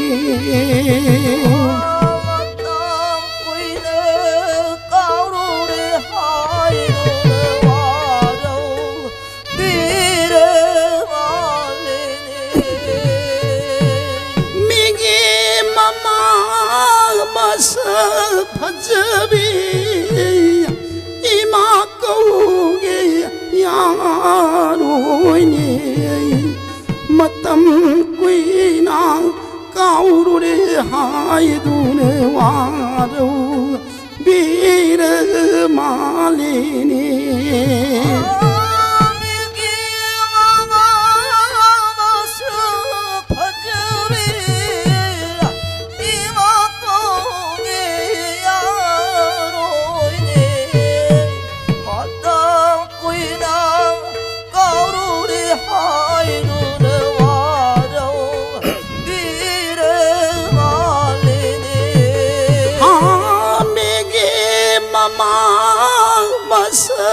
파즈비 미기 마마 마스 파즈비 이마고게 이마오게 야로이니 마땀 꾸이낭 꿈자 꾸이는 마땀 꾸이낭 까우루리 하이두네 와로 비르 말리니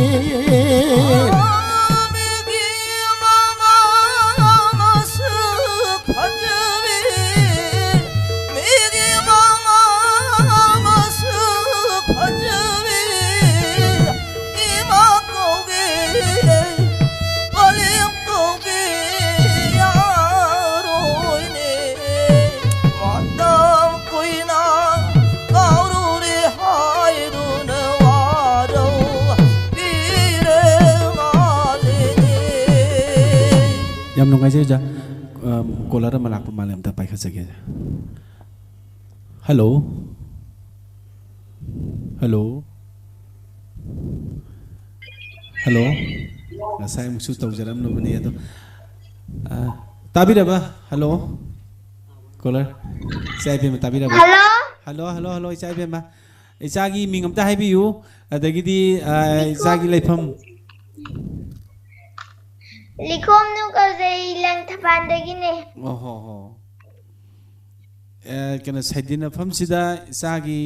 kari saitaningi lengjel libo jam yam singdagi kari hainingi. Ozama hisuna sakpai sei mina hainei nangdi thaujal haiba mapuni. Hai pisai do. Ado Isai be mada hange kainoma mami TV na siliba program sida ida thorom sida isagi wakhalon kari nungai ba phawa kari khitang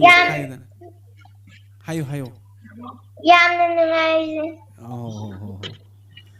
adi kari nang isana kari hainingi mina hainei nangdi thaujal haiba mapuni piro adu isai je sagadi dum yare ko yazare phare adudi thamo isai do sal lage isai amta sakchauge isaji isai tambra tamjai oja mangajaga oja entu daga phare adudi isai do isana aphaba isai ma tambirak pa isai wajana tambirak pa adum saklo khongjom parba sakcha adida sau Thajai da sajau saba nanang sa mitjeng nanaye dongchet panna chaba tahon panna pambom bukna haven paigal lamjen jin me putna 농부도 뽑고 맺자 난 믿니 싶어하는데 하이 이붕어 가을에 선장 야부기 마치가 만나가 빠지나 나 삐트는 파트레 ꯌꯥꯝ ꯐꯖꯈ꯭ꯔꯦ ꯏꯆꯥꯒꯤ ꯏꯁꯩꯗꯣ ꯑꯣꯖꯥ ꯀꯅꯥꯅ ꯇꯝꯕꯤꯕꯅꯣ 오자 만가나 ꯑꯗꯨ ꯏꯁꯩ ꯇꯝꯕꯤꯕꯒꯤ 어자도 ꯀꯔꯤ ꯍꯥꯏꯅꯤꯡꯉꯤ 어자ꯗꯨꯗ ꯌꯥꯝꯅ ꯊꯥꯒꯠꯆꯔꯤ ꯑꯗꯨꯗꯤ ꯀꯔꯤ 이자나ꯀꯔꯤ 하이닝ꯕ ꯂꯩꯔꯤ 하이로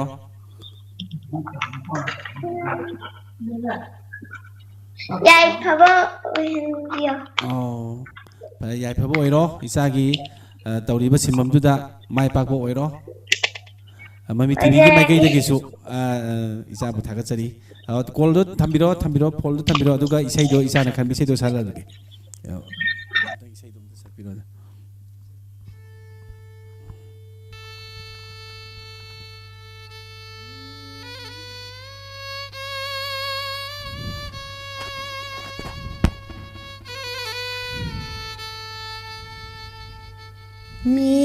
मीना हाय नहीं नंदी थौजाल हैब मपुनी मीना हाय नहीं नंदी थौजाल हैब मपुनी सता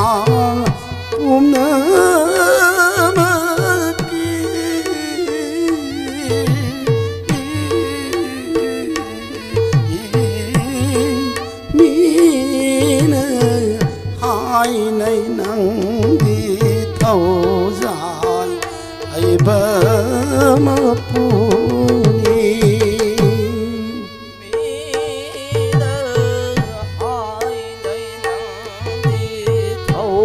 jan hayb mapuni ajsada umnamaki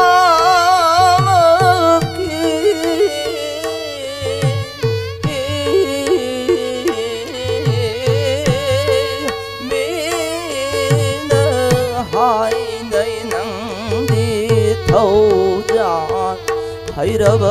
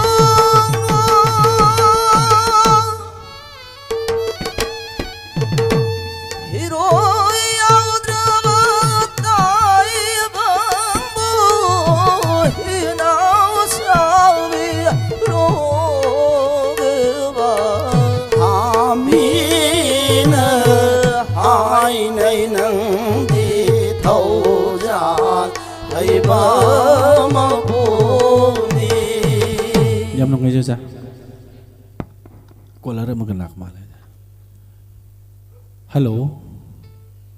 hello hello खुरुमजरी ओजासिंगबु खुरुमजरी इसल हाइगदा इचनगी लाइफम अमता मिंग अमता हाइबियु हानबदा होय हाजिगे आइगी मिंगना याम्बेम रोशनी देवी अदुगा आइगी मफम लमदमना वांगुदगी अदुगसी ओदा रिसोर्टगी आई पामितम लोन इसै अमता खनजगेना होय होय कॉल तौजा खनबियु इसे अद करी फोंदोकनिंगबा ओजागा हक्थेंगना वारी वाताई साननिंगबा oza hoi ozaga koi kanogi MU akhoi do MUC da tamjabani ko ozana pi tambi ba satri ni do oza ga akhoi sum thengna ba oza ga sum ozana akhoi da takpi ba tambi ba akhoi da yamna oza gi akha ku leitana hai tare ko oza sum tambi ba adu ko yamna nungai jab do oza gumba thengna ba se akhoi yam nungai jaba ama phauje ado haijeningi duga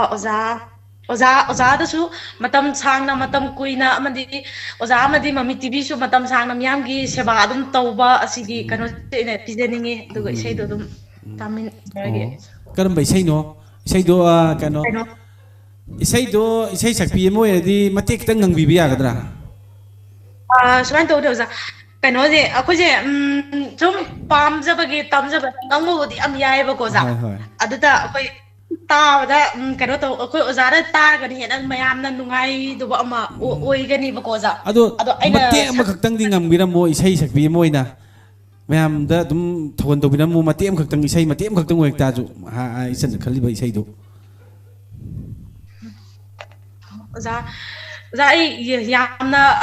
haijabatin na chade do sum pamjabagi tawjabagi pamjabagi mayam gi sebani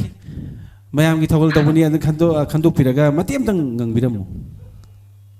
asoi da yaw ba su mayam kano sing ingbil sing ngak piu anta ticham sak sak lone se pari ani no ngale mit pang lone se haugal lone se pari ani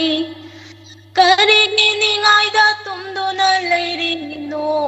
ngale mit pang lone se haugal lone se pari ani zamatik simatang subject ado pare ado ozaga haibining ba kari yare ko ado di call lo thambirambo aduga isai sanjarage oza dagi mati anta pani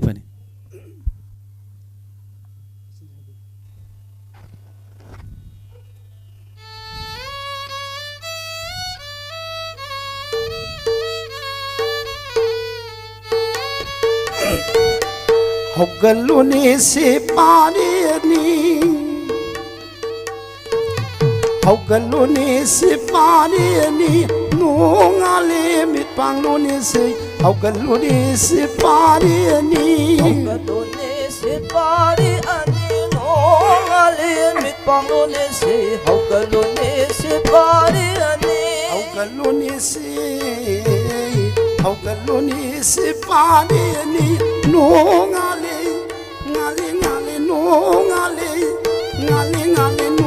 ngale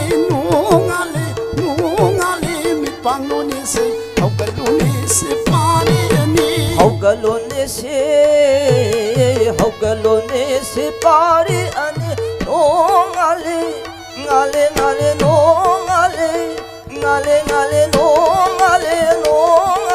Nungale mit pangluni se Hoggaluni se parini karigi nungaina tumduna lairi nungale mit pangluni se Hoggaluni se parini karigi nungaina tumduna lairi nungale mit pangluni se Hoggaluni se parini karigi nungaina tumduna lairi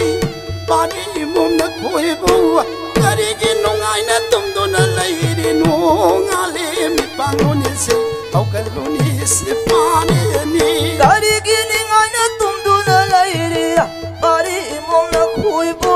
karigi nungaina tumduna lairi nungale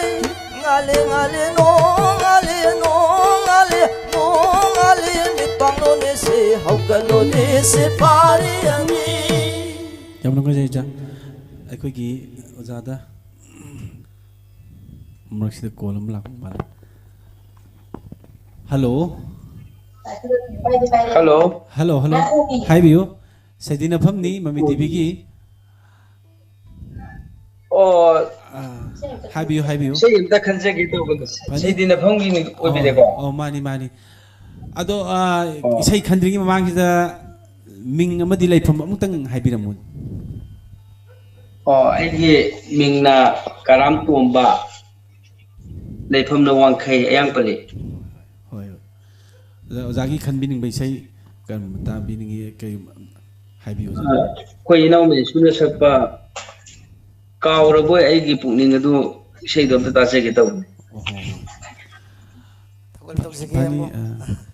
ꯑꯗꯣ ꯍꯛꯊꯦꯡꯅꯅ ꯋꯥꯔꯤ ꯁꯥꯟꯅꯕꯤꯌꯨ ꯑꯣꯖꯥ ꯃꯍꯦꯁꯨꯔꯒ ꯐꯅꯤ ꯐꯅꯤ ꯌꯥꯝ ꯈꯨꯔꯨꯝꯖꯔꯤ ꯌꯥꯏꯐꯔꯦ ꯌꯥꯏꯐꯔꯦ ꯅꯅꯥꯎꯁꯦ ꯀꯩꯁꯨ ꯃꯃꯤ ꯇꯤꯚꯤꯅ ꯁꯟꯗꯣꯛꯏꯕꯁꯦ ꯌꯥꯝ ꯅꯨꯡꯉꯥꯏꯈ꯭ꯔꯦ ꯑꯗꯨ ꯏꯅꯥꯎꯒꯤ ꯏꯁꯩ ꯅꯣꯡꯒꯥ ꯂꯝꯕꯤꯒꯤ ꯏꯁꯩ ꯅꯨꯡꯁꯤꯕꯗꯣ ꯇꯥꯅꯤꯡꯗꯅ ꯑꯌꯥꯝꯕꯅ ꯇꯧꯖꯔꯤ ꯑꯗꯨ ꯑꯝꯇ ꯅꯨꯡꯁꯤꯅ ꯑꯝꯇ ꯁꯛ ꯃꯇꯦꯛ ꯑꯃꯇ ꯇꯥꯖꯒꯦ ꯀꯥꯎꯔꯕꯣꯏ ꯑꯩꯒꯤ ꯄꯨꯛꯅꯤꯡ ꯑꯗꯣ ꯃꯇꯦꯛ ꯑꯃꯇ ꯐꯅꯤ ꯑꯣꯖꯥ ꯇꯥꯍꯟꯖꯒꯦ ꯑꯗꯨꯒ ꯑꯩꯈꯣꯏꯒꯤ ꯃꯃꯤ ꯇꯤꯚꯤꯅ ꯑꯩꯈꯣꯏꯒꯤ ꯂꯩꯕꯥꯛꯀꯤ ꯏꯔꯥꯡ ꯃꯌꯥꯝ ꯑꯃ ꯂꯩ ꯑꯗꯨꯕꯨ ꯃꯥꯒꯤ ꯀꯜꯆꯔ ꯆꯥꯎꯈꯠꯅꯕꯒꯤꯗꯃꯛꯇ ꯂꯧꯈꯠꯂꯛꯏꯕ ꯑꯩꯈꯣꯏꯒꯤ ꯏꯁꯩ ꯃꯈꯜ ꯃꯈꯜ ꯂꯧꯈꯠꯂꯛꯇꯅ ꯑꯣꯖꯥꯁꯤꯡ ꯇꯥꯡꯂꯕ ꯑꯣꯖꯥ ꯃꯌꯥꯝꯕꯨ ꯎꯅꯕꯒꯤ ꯇꯥꯟꯖꯥ ꯑꯃꯗꯤ ꯍꯛꯊꯦꯡꯅꯅ ꯋꯥꯔꯤ ꯁꯥꯟꯅꯕꯒꯤ ꯄ꯭ꯔꯣꯒ꯭ꯔꯥꯝ ꯑꯃꯒ ꯑꯩꯈꯣꯏ ꯊꯧꯔꯝ ꯑꯃꯒ ꯁꯤꯟꯕꯤꯕꯒꯤ ꯃꯇꯥꯡꯁꯤꯗ ꯑꯣꯖꯥꯒꯤ ꯋꯥꯈꯜꯂꯣꯟꯗ ꯐꯥꯎꯔꯛꯄꯗꯣ ꯀꯩꯒꯨꯝꯕ ꯈꯤꯇꯪ ꯊꯝꯕꯤꯕ ꯌꯥꯒꯗ꯭ꯔꯥ ꯑꯣꯖꯥ ꯍꯣꯏ ꯃꯁꯤ ꯉꯁꯤ ꯎꯔꯨꯕꯁꯤꯗ ꯍꯥꯏꯅꯤꯡꯉꯥꯏ ꯂꯩꯇꯅ ꯅꯨꯡꯉꯥꯏꯈ꯭ꯔꯦ ꯏꯔꯥꯡꯁꯨ ꯀꯜꯂꯤꯀꯣ ꯑꯗꯨꯕꯨ ꯏꯅꯥꯠꯀꯤ ꯑꯣꯏꯅ ꯁꯨꯃꯥꯏꯅ ꯃꯌꯥꯝ ꯁꯛꯈꯪ ꯃꯥꯏꯈꯪꯗꯨꯅ ꯏꯆꯥ ꯏꯅꯥꯎꯁꯤꯡ ꯑꯣꯖꯥꯁꯤꯡꯅ ꯄꯥꯡꯊꯣꯛꯇꯅ ꯃꯥꯒꯤ ꯑꯄꯥꯝꯕ ꯋꯥꯈꯜꯂꯣꯟ ꯐꯣꯡꯗꯣꯛꯅꯗꯅ ꯏꯁꯩ ꯉꯥꯏꯍꯥꯛꯇꯪ ꯑꯣꯏꯁꯨ ꯊꯥꯕꯤꯔꯤꯕ ꯃꯃꯤ ꯇꯤꯚꯤ ꯃꯇꯝ ꯄꯨꯝꯅꯃꯛꯇ ꯃꯇꯝ ꯁꯥꯡꯅ ꯁꯦꯕꯥ ꯇꯧꯕ ꯑꯣꯏꯕꯤꯌꯨ ꯑꯗꯨꯒꯤ ꯃꯊꯛꯇ ꯑꯅꯥ ꯑꯌꯦꯛ ꯌꯥꯎꯗꯕ ꯑꯣꯖꯥꯁꯤꯡ ꯃꯃꯤ ꯇꯤꯚꯤꯒꯤ ꯀꯔꯃꯆꯥꯔꯤꯁꯤꯡꯁꯨ ꯏꯁꯩ ꯁꯛꯏꯕ ꯄꯨꯡ ꯏꯔꯤꯕ ꯑꯣꯖꯥꯁꯤꯡꯁꯨ ꯑꯅꯥ ꯑꯌꯦꯛ ꯌꯥꯎꯗꯕ ꯃꯌꯥꯝꯒꯤ ꯁꯦꯕꯥ ꯃꯇꯝ ꯄꯨꯝꯅꯃꯛꯇ ꯇꯧꯕ ꯑꯣꯏꯕꯤꯌꯨ ꯁꯤꯃ ꯍꯥꯏꯖꯒꯦ ꯐꯅꯤ ꯐꯅꯤ ꯑꯣꯖꯥ ꯊꯥꯒꯠꯆꯔꯤ ꯑꯣꯖꯥ ꯐꯔꯦ ꯑꯗꯨꯗꯤ ꯑꯣꯖꯥꯅ ꯈꯟꯕꯤꯔꯛꯄ ꯏꯁꯩꯗꯣ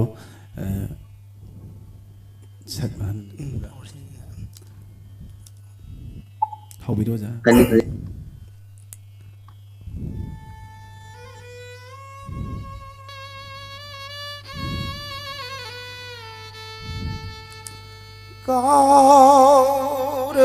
가을보이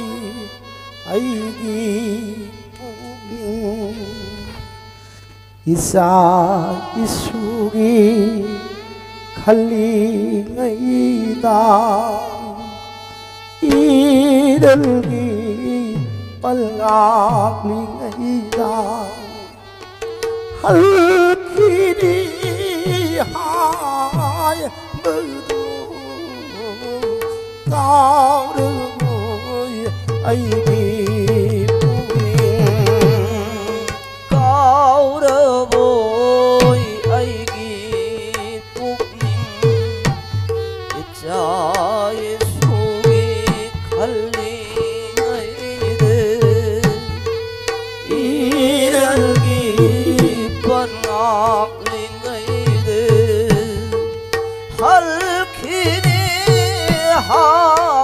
하이브로 가을보이 아이기 부분 미오이 버기 군시어시 밤나터기 라이즈 꿈버니 농시나 홈락바다 이 아이들 들키 먹음 미오이는 아이고 예수 항하오더나 많기거니 가을보이 아이기 부닝 미오이버기 마복세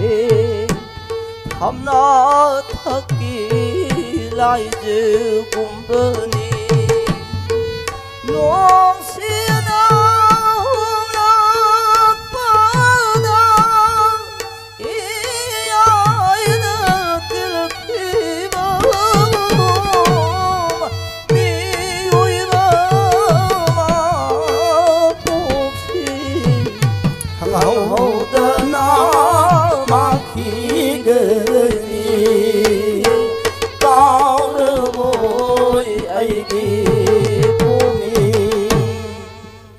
ꯅꯨꯡꯉꯥꯏꯖꯔꯦ ꯑꯣꯖꯥ ꯀꯣꯂꯔ ꯑꯃꯒ ꯂꯥꯛ ꯃꯥꯜꯂꯦ ꯑꯝꯇ ꯄꯥꯏꯈꯠꯆꯧꯒꯦ ꯍꯜꯂꯣ ꯍꯜꯂꯣ ꯍꯜꯂꯣ ꯍꯜꯂꯣ ꯁꯩꯗꯤꯅꯐꯝꯅꯤ ꯃꯃꯤ ꯇꯤꯚꯤꯒꯤ ꯇꯥꯖꯔꯦ ꯀꯔꯤ ꯍꯜꯂꯣ ꯀꯔꯤ ꯍꯥꯏꯕꯤꯅꯤꯡꯕ ꯍꯜꯂꯣ ꯍꯜꯂꯣ ꯏꯅꯥꯎ ꯏꯕꯨꯡꯉꯣ ꯑꯅꯤꯗꯒꯤ ꯏꯁꯩ ꯑꯗꯨꯝ ꯇꯥꯖꯒꯦ ꯑꯩꯁꯦ ꯈꯟꯕꯤꯌꯨ ꯃꯤꯡ ꯂꯩꯐꯝ ꯑꯝꯇ ꯌꯥꯝ ꯍꯥꯏꯕꯤꯌꯨ ꯅꯨꯡꯉꯥꯏꯖꯩ ꯏꯁꯩ ꯃꯌꯥꯝꯁꯦ ꯍꯣꯏ ꯍꯣꯏ ꯃꯤꯡ ꯂꯩꯐꯝ ꯑꯝꯇ ꯍꯥꯏꯕꯤꯔꯝꯃꯨ ꯑꯉꯥꯡꯁꯦ ꯏꯕꯦꯝꯃ ꯑꯣ ꯎꯔꯤꯄꯣꯛꯇꯒꯤ ꯏꯕꯦꯝꯃ ꯏꯕꯦꯌꯥꯏꯃ ꯑꯗ ꯎꯔꯤꯄꯣꯛꯇꯒꯤ ꯑꯗ ꯀꯔꯤ ꯀꯔꯤ ꯏꯁꯩ ꯇꯥꯕꯤꯅꯤꯡꯕ ꯑꯣꯖꯥ ꯑꯅꯤꯁꯤꯗꯒꯤ ꯑꯣꯖꯥ ꯑꯅꯤꯗꯒꯤ ꯑꯣꯖꯥ ꯏꯕꯨꯡꯉꯣ ꯉꯥꯛꯇꯅꯤ ꯑꯩꯒꯤ ꯏꯈꯥ ꯉꯥꯛꯇꯅꯤ ꯍꯣꯏ ꯑꯗꯨꯕꯨ ꯍꯣꯏ ꯑꯣꯖꯥ ꯍꯣꯏ ꯑꯗꯨꯝ ꯍꯣꯏ ꯍꯥꯏꯔꯒꯦ ꯍꯣꯏ ꯍꯣꯏ ꯍꯣꯏ ꯐꯅꯤ ꯐꯅꯤ ꯊꯃꯨꯖꯥꯏꯌꯨ ꯊꯧꯖꯥꯜ ꯆꯥꯟꯕꯤ ꯍꯩꯕ ꯏꯕꯨꯡꯉꯣ ꯍꯥꯏꯕ ꯏꯁꯩꯒꯤ ꯍꯣꯏ ꯃꯇꯦꯛ ꯑꯃꯇ ꯁꯛꯄꯤꯔꯛꯎꯕ ꯑꯣ ꯐꯅꯤ ꯑꯗꯣ ꯏꯁꯩꯁꯦ ꯁꯛꯍꯟꯗ꯭ꯔꯤꯉꯩꯗ ꯃꯃꯥꯡꯁꯤꯗꯩꯗ ꯑꯩꯈꯣꯏꯒꯤ ꯃꯃꯤ ꯇꯤꯚꯤꯅ ꯍꯟꯗꯛ ꯂꯧꯕꯤꯔꯛꯏꯕ ꯑꯩꯈꯣꯏꯒꯤ ꯁꯤꯟꯕꯤꯔꯛꯏꯕ ꯊꯧꯔꯝꯁꯤꯗꯩꯗ ꯀꯔꯤ ꯀꯔꯤ ꯑꯩꯈꯣꯏ ꯏꯇꯩꯃ ꯍꯥꯏꯒꯗ꯭ꯔꯥ ꯏꯃꯥ ꯍꯥꯏꯒꯗ꯭ꯔꯥ ꯑꯗꯨꯗꯒꯤ ꯀꯔꯤꯒꯨꯝꯕ ꯋꯥꯈꯜ ꯐꯥꯎꯕꯤꯔꯛꯄ ꯋꯥꯍꯩ ꯑꯃꯅꯤꯗꯪ ꯐꯣꯡꯗꯣꯛꯄꯤꯕ ꯌꯥꯒꯗ꯭ꯔꯥ ꯐꯣꯡꯗꯣꯛꯄꯤꯌꯨ ꯁꯩꯗꯤꯟꯅꯐꯝꯒꯤ ꯁꯤꯒꯤ ꯄ꯭ꯔꯣꯒꯥꯝꯁꯦ ꯑꯩ ꯃꯃꯥꯡꯒꯤ ꯍꯞꯇꯥꯗꯨꯗ ꯊꯦꯡꯅꯕꯅꯤ ꯊꯦꯡꯅꯗꯦꯕ ꯑꯗꯣ ꯁꯤ ꯌꯥꯝ ꯅꯨꯡꯉꯥꯏ ꯑꯩꯅ ꯑꯗꯒꯤ ꯑꯩꯅ ꯅꯝꯕꯔꯁꯦ ꯑꯃꯨꯛ ꯇꯧꯕ ꯀꯥꯟꯗ ꯑꯃꯨꯛ ꯆꯠꯈꯤꯗ꯭ꯔꯦ ꯃꯃꯥꯡꯒꯤꯗꯨꯗ ꯑꯗ ꯑꯩꯅ ꯍꯟꯖꯟ ꯍꯟꯖꯟꯅ ꯉꯁꯤꯁꯦ ꯇ꯭ꯔꯥꯏ ꯇꯧꯕꯗ ꯂꯥꯁꯇ ꯌꯥꯝ ꯀꯨꯏꯔꯕ ꯃꯇꯨꯡꯁꯤꯗꯅꯤ ꯐꯪꯉꯛꯏꯁꯦ ꯍꯣꯏ ꯍꯣꯏ ꯌꯥꯝ ꯅꯨꯡꯉꯥꯏꯖꯩ ꯁꯤꯒꯤ ꯄ꯭ꯔꯣꯒꯥꯝꯁꯦ ꯃꯊꯪ ꯃꯊꯪ ꯑꯩꯈꯣꯏ ꯂꯦꯞꯇꯅ ꯑꯗꯨꯝ ꯄꯥꯡꯊꯣꯛꯆꯒꯅꯤ ꯑꯗ ꯀꯣꯜ ꯑꯗꯨꯝ ꯇꯧꯕꯤꯔꯛꯎ ꯑꯩꯈꯣꯏꯒꯤ ꯁꯩꯗꯤꯟꯅꯐꯝꯁꯤꯗ ꯁꯔꯨꯛ ꯑꯗꯨꯝ ꯌꯥꯕꯤꯌꯨ ꯋꯥꯈꯜꯂꯣꯟ ꯑꯗꯨꯝ ꯐꯣꯡꯗꯣꯛꯄꯤꯌꯨ ꯑꯣꯖꯥꯁꯤꯡꯒꯤ ꯏꯁꯩ ꯇꯥꯅꯤꯡꯕ ꯑꯗꯨꯝ ꯈꯟꯕꯤꯔꯛꯎ ꯀꯜꯆꯔꯕꯨ ꯌꯣꯛꯈꯠꯄꯁꯤꯗꯩꯗ ꯑꯩꯈꯣꯏ ꯃꯇꯦꯡ ꯄꯥꯡꯕꯤꯌꯨ ꯑꯩꯈꯣই ꯃꯌꯥꯝꯗ ꯍꯥꯏꯖꯔꯤ ꯑꯩꯈꯣꯏꯒꯤ ꯏꯅꯥꯠ ꯂꯥꯏꯅꯤꯡ ꯑꯃꯗꯤ ꯑꯩꯈꯣꯏꯒꯤ ꯆꯠꯅꯔꯤꯕ ꯁꯩꯁꯛ ꯃꯈꯜ ꯃꯈꯜ ꯃꯅꯤꯄꯨꯔꯗ ꯂꯩꯔꯤꯕ ꯁꯩꯁꯛ ꯃꯈꯜ ꯃꯈꯜꯁꯤ ꯃꯃꯤ ꯇꯤꯚꯤꯅ ꯑꯩꯈꯣꯏ ꯑꯣꯖꯥ ꯃꯃꯤꯡ ꯂꯩꯔꯕ ꯑꯣꯖꯥꯁꯤꯡ ꯀꯌꯥ ꯀꯧꯈꯠꯇꯨꯅ ꯑꯩꯈꯣꯏ ꯎꯅꯕꯒꯤ ꯑꯃꯗꯤ ꯏꯁꯩ ꯉꯥꯏꯍꯥꯛ ꯑꯗꯒꯤꯗꯤ ꯄꯨꯡꯂꯣꯟ ꯉꯥꯏꯍꯥꯛ ꯊꯧꯒꯜ ꯇꯧꯕꯁꯤꯗꯩꯗ ꯑꯩꯈꯣꯏ ꯌꯥꯝꯅ ꯊꯋꯥꯏ ꯌꯥꯎꯅ ꯑꯩꯈꯣꯏ ꯃꯃꯤ ꯇꯤꯚꯤꯒꯤ ꯃꯥꯏꯀꯩꯗꯒꯤ ꯆꯪꯁꯤꯟꯖꯔꯛꯄ ꯄ꯭ꯔꯣꯒꯥꯝꯅꯤ ꯑꯗꯨꯅ ꯁꯔꯨꯛ ꯌꯥꯕꯤꯌꯨ ꯃꯊꯪꯗꯁꯨ ꯑꯗ ꯑꯩ ꯀꯩꯅꯣꯝꯇꯒ ꯍꯥꯏꯖꯒꯦ ꯍꯥꯏꯕꯤꯌꯨ ꯁꯤꯒꯤ ꯍꯥꯏꯕꯤꯌꯨ ꯏꯁꯩꯁꯤ ꯂꯣꯏꯔꯕ ꯃꯇꯨꯡꯗ ꯍꯥꯏꯕꯤꯌꯨ ꯄꯨꯡꯁꯦ ꯑꯩꯈꯣꯏꯒꯤ ꯂꯨꯍꯣꯡꯕ ꯀꯣꯏꯕꯒꯤ ꯄꯨꯡ ꯃꯄꯤ ꯍꯥꯏꯕ ꯃꯥꯇ ꯑꯗꯒꯤ ꯑꯅꯤꯁꯨꯕꯗꯣ ꯄꯨꯡ ꯂꯣꯜ ꯑꯅꯤꯁꯨꯕꯁꯦ ꯍꯣꯏ ꯑꯝꯇꯪꯒ ꯃꯇꯦꯛ ꯑꯃꯇꯪꯒ ꯊꯧꯒꯜ ꯇꯧꯕꯤꯕ ꯌꯥꯒꯗ꯭ꯔꯥ ꯐꯅꯤ ꯐꯅꯤ ꯊꯧꯒꯜ ꯇꯧꯍꯟꯖꯒꯦ ꯏꯃꯥ ꯏꯕꯦꯝꯃꯗ ꯀꯔꯤꯒꯨꯝꯕ ꯑꯃꯇꯪ ꯍꯥꯏꯕꯤꯌꯨ ꯑꯩ ꯍꯛꯊꯦꯡꯅꯅ ꯋꯥꯔꯤ ꯁꯥꯟꯅꯕꯤꯌꯨ ꯏꯃꯥ ꯑꯣꯖꯥ ꯏꯁꯩ ꯁꯛꯄꯒꯤ ꯇꯥꯕꯤꯕ꯭ꯔꯣ ꯏꯃꯥ ꯏꯕꯦꯝꯃ ꯇꯥꯏ ꯇꯥꯏ ꯇꯥꯏ ꯇꯥꯖꯩ ꯑꯩꯈꯣꯏ ꯏꯃꯥꯅ ꯈꯟꯕꯤꯔꯛꯄ ꯏꯁꯩꯗꯣ ꯑꯩꯉꯣꯟꯗ ꯈꯤꯇꯪ ꯈꯨꯗꯣꯡ ꯆꯥꯖꯗ꯭ꯔꯦ ꯑꯇꯣꯞꯄ ꯏꯁꯩ ꯑꯃꯇꯪ ꯈꯟꯕꯤꯔꯛꯄ ꯌꯥꯕ꯭ꯔꯥ ꯑꯗꯨ ꯅꯠꯇꯕ ꯑꯃꯇꯪ ꯍꯪꯒꯠꯆꯔꯤꯕ ꯀꯩꯅꯣ ꯏꯕꯨꯡꯉꯣꯅ ꯈ꯭ꯋꯥꯏꯗꯒꯤ ꯅꯨꯡꯉꯥꯏꯖꯒꯗꯕ ꯏꯁꯩꯗꯣ ꯏꯃꯥꯗ ꯇꯥꯍꯟꯕꯤꯔꯛꯑꯣ ꯌꯥꯔꯦ ꯉꯥꯛꯄꯤꯒꯅꯤ ꯏꯃꯥ ꯑꯩ ꯍꯣꯠꯅꯖꯔꯛꯀꯦ ꯏꯃꯥ ꯐꯅꯤ ꯐꯅꯤ ꯀꯣꯜꯗꯣ ꯊꯝꯕꯤꯔꯣ ꯏꯃꯥ ꯑꯗꯨꯒ ꯏꯁꯩꯗꯣ ꯏꯃꯥꯅ ꯇꯥꯅꯤꯡꯕ ꯏꯁꯩ ꯑꯃꯇꯪ ꯊꯧꯍꯟꯖꯔꯒꯦ ꯊꯝꯖꯔꯒꯦ ꯊꯝꯖꯔꯒꯦ ꯑꯗ ꯏꯃꯥꯅ ꯍꯥꯏꯕꯤꯕꯅꯤꯅ ꯂꯩ ꯀꯣꯏꯕꯒꯤ ꯏꯁꯩ ꯑꯣꯏꯅ ꯁꯛꯑꯁꯤ ꯑꯃꯨꯛ ꯏꯁꯩ ꯂꯩ ꯀꯣꯏꯕꯒꯤ ꯄꯨꯡꯂꯣꯟ ꯑꯣꯏꯅ ꯇꯧꯔꯁꯤ ꯂꯩ ꯀꯣꯏꯕꯒꯤ ꯄꯨꯡꯂꯣꯟꯁꯤꯡꯗꯨꯒ ꯏꯁꯩꯗꯨꯒ ꯆꯥꯟꯅꯕ ꯑꯗꯨꯝ ꯄꯨꯡꯂꯣꯟ ꯍꯥꯟꯅ ꯍꯧꯕꯤꯒꯗ꯭ꯔꯥ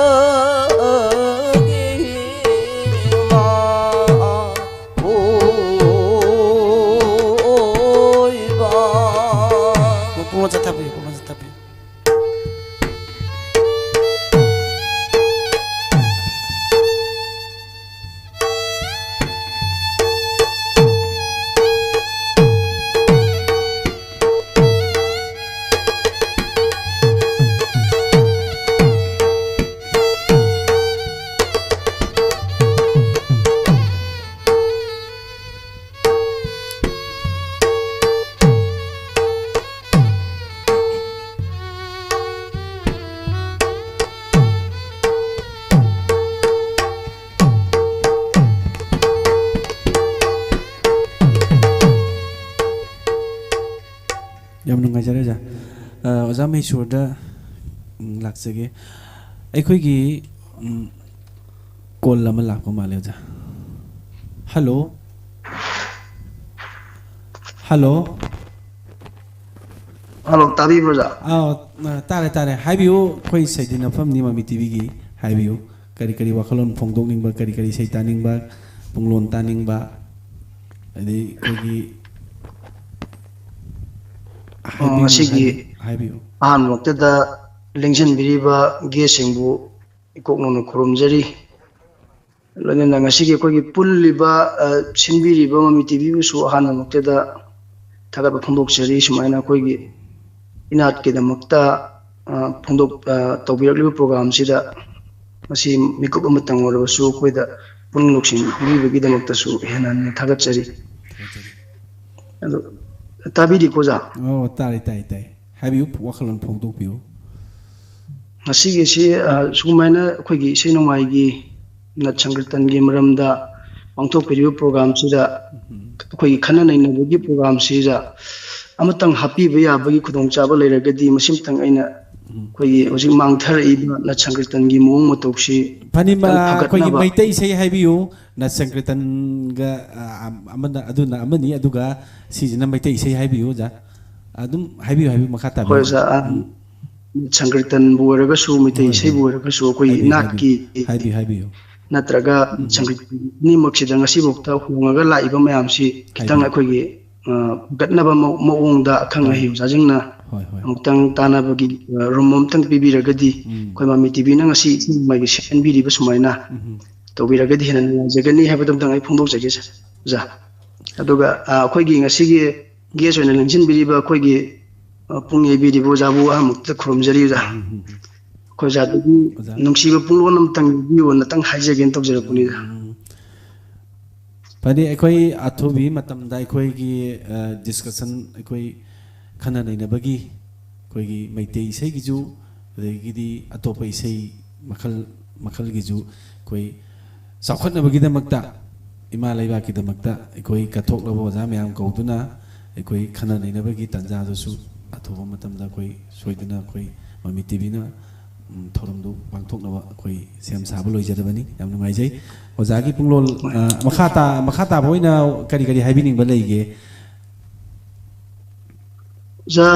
ꯍꯥꯏꯖꯅꯤꯡꯕꯗꯤ ꯌꯥꯝꯅ ꯂꯩꯖꯈ꯭ꯔꯦ ꯑꯗꯨꯕꯨ ꯑꯩꯈꯣꯏ ꯑꯣꯖꯥꯁꯤꯡꯅ ꯍꯦꯟꯅ ꯈꯪꯕꯤꯔꯕ ꯉꯥꯛꯇꯅꯤ ꯂꯥꯏ ꯑꯣꯏꯈ꯭ꯔꯕ ꯑꯣꯖꯥꯁꯤꯡꯁꯤꯅ ꯊꯝꯕꯤꯔꯝꯕ ꯀꯌా ꯑꯃ ꯑꯩꯈꯣꯏ ꯎꯕ ꯐꯪꯍꯧꯗꯕ ꯈꯪꯍꯧꯗꯕ ꯃꯌꯥꯝꯗꯣ ꯁꯨꯃꯥꯏꯅ ꯔꯦꯀꯣꯔꯠ ꯑꯣꯏꯅ ꯂꯩꯍꯧꯔꯒꯗꯤ ꯑꯩꯈꯣꯏ ꯇꯨꯡꯗ ꯍꯧꯔꯛꯏꯕ ꯖꯦꯅꯦꯔꯦꯁꯟꯁꯤꯡꯁꯤꯗ ꯑꯐꯕ ꯑꯃ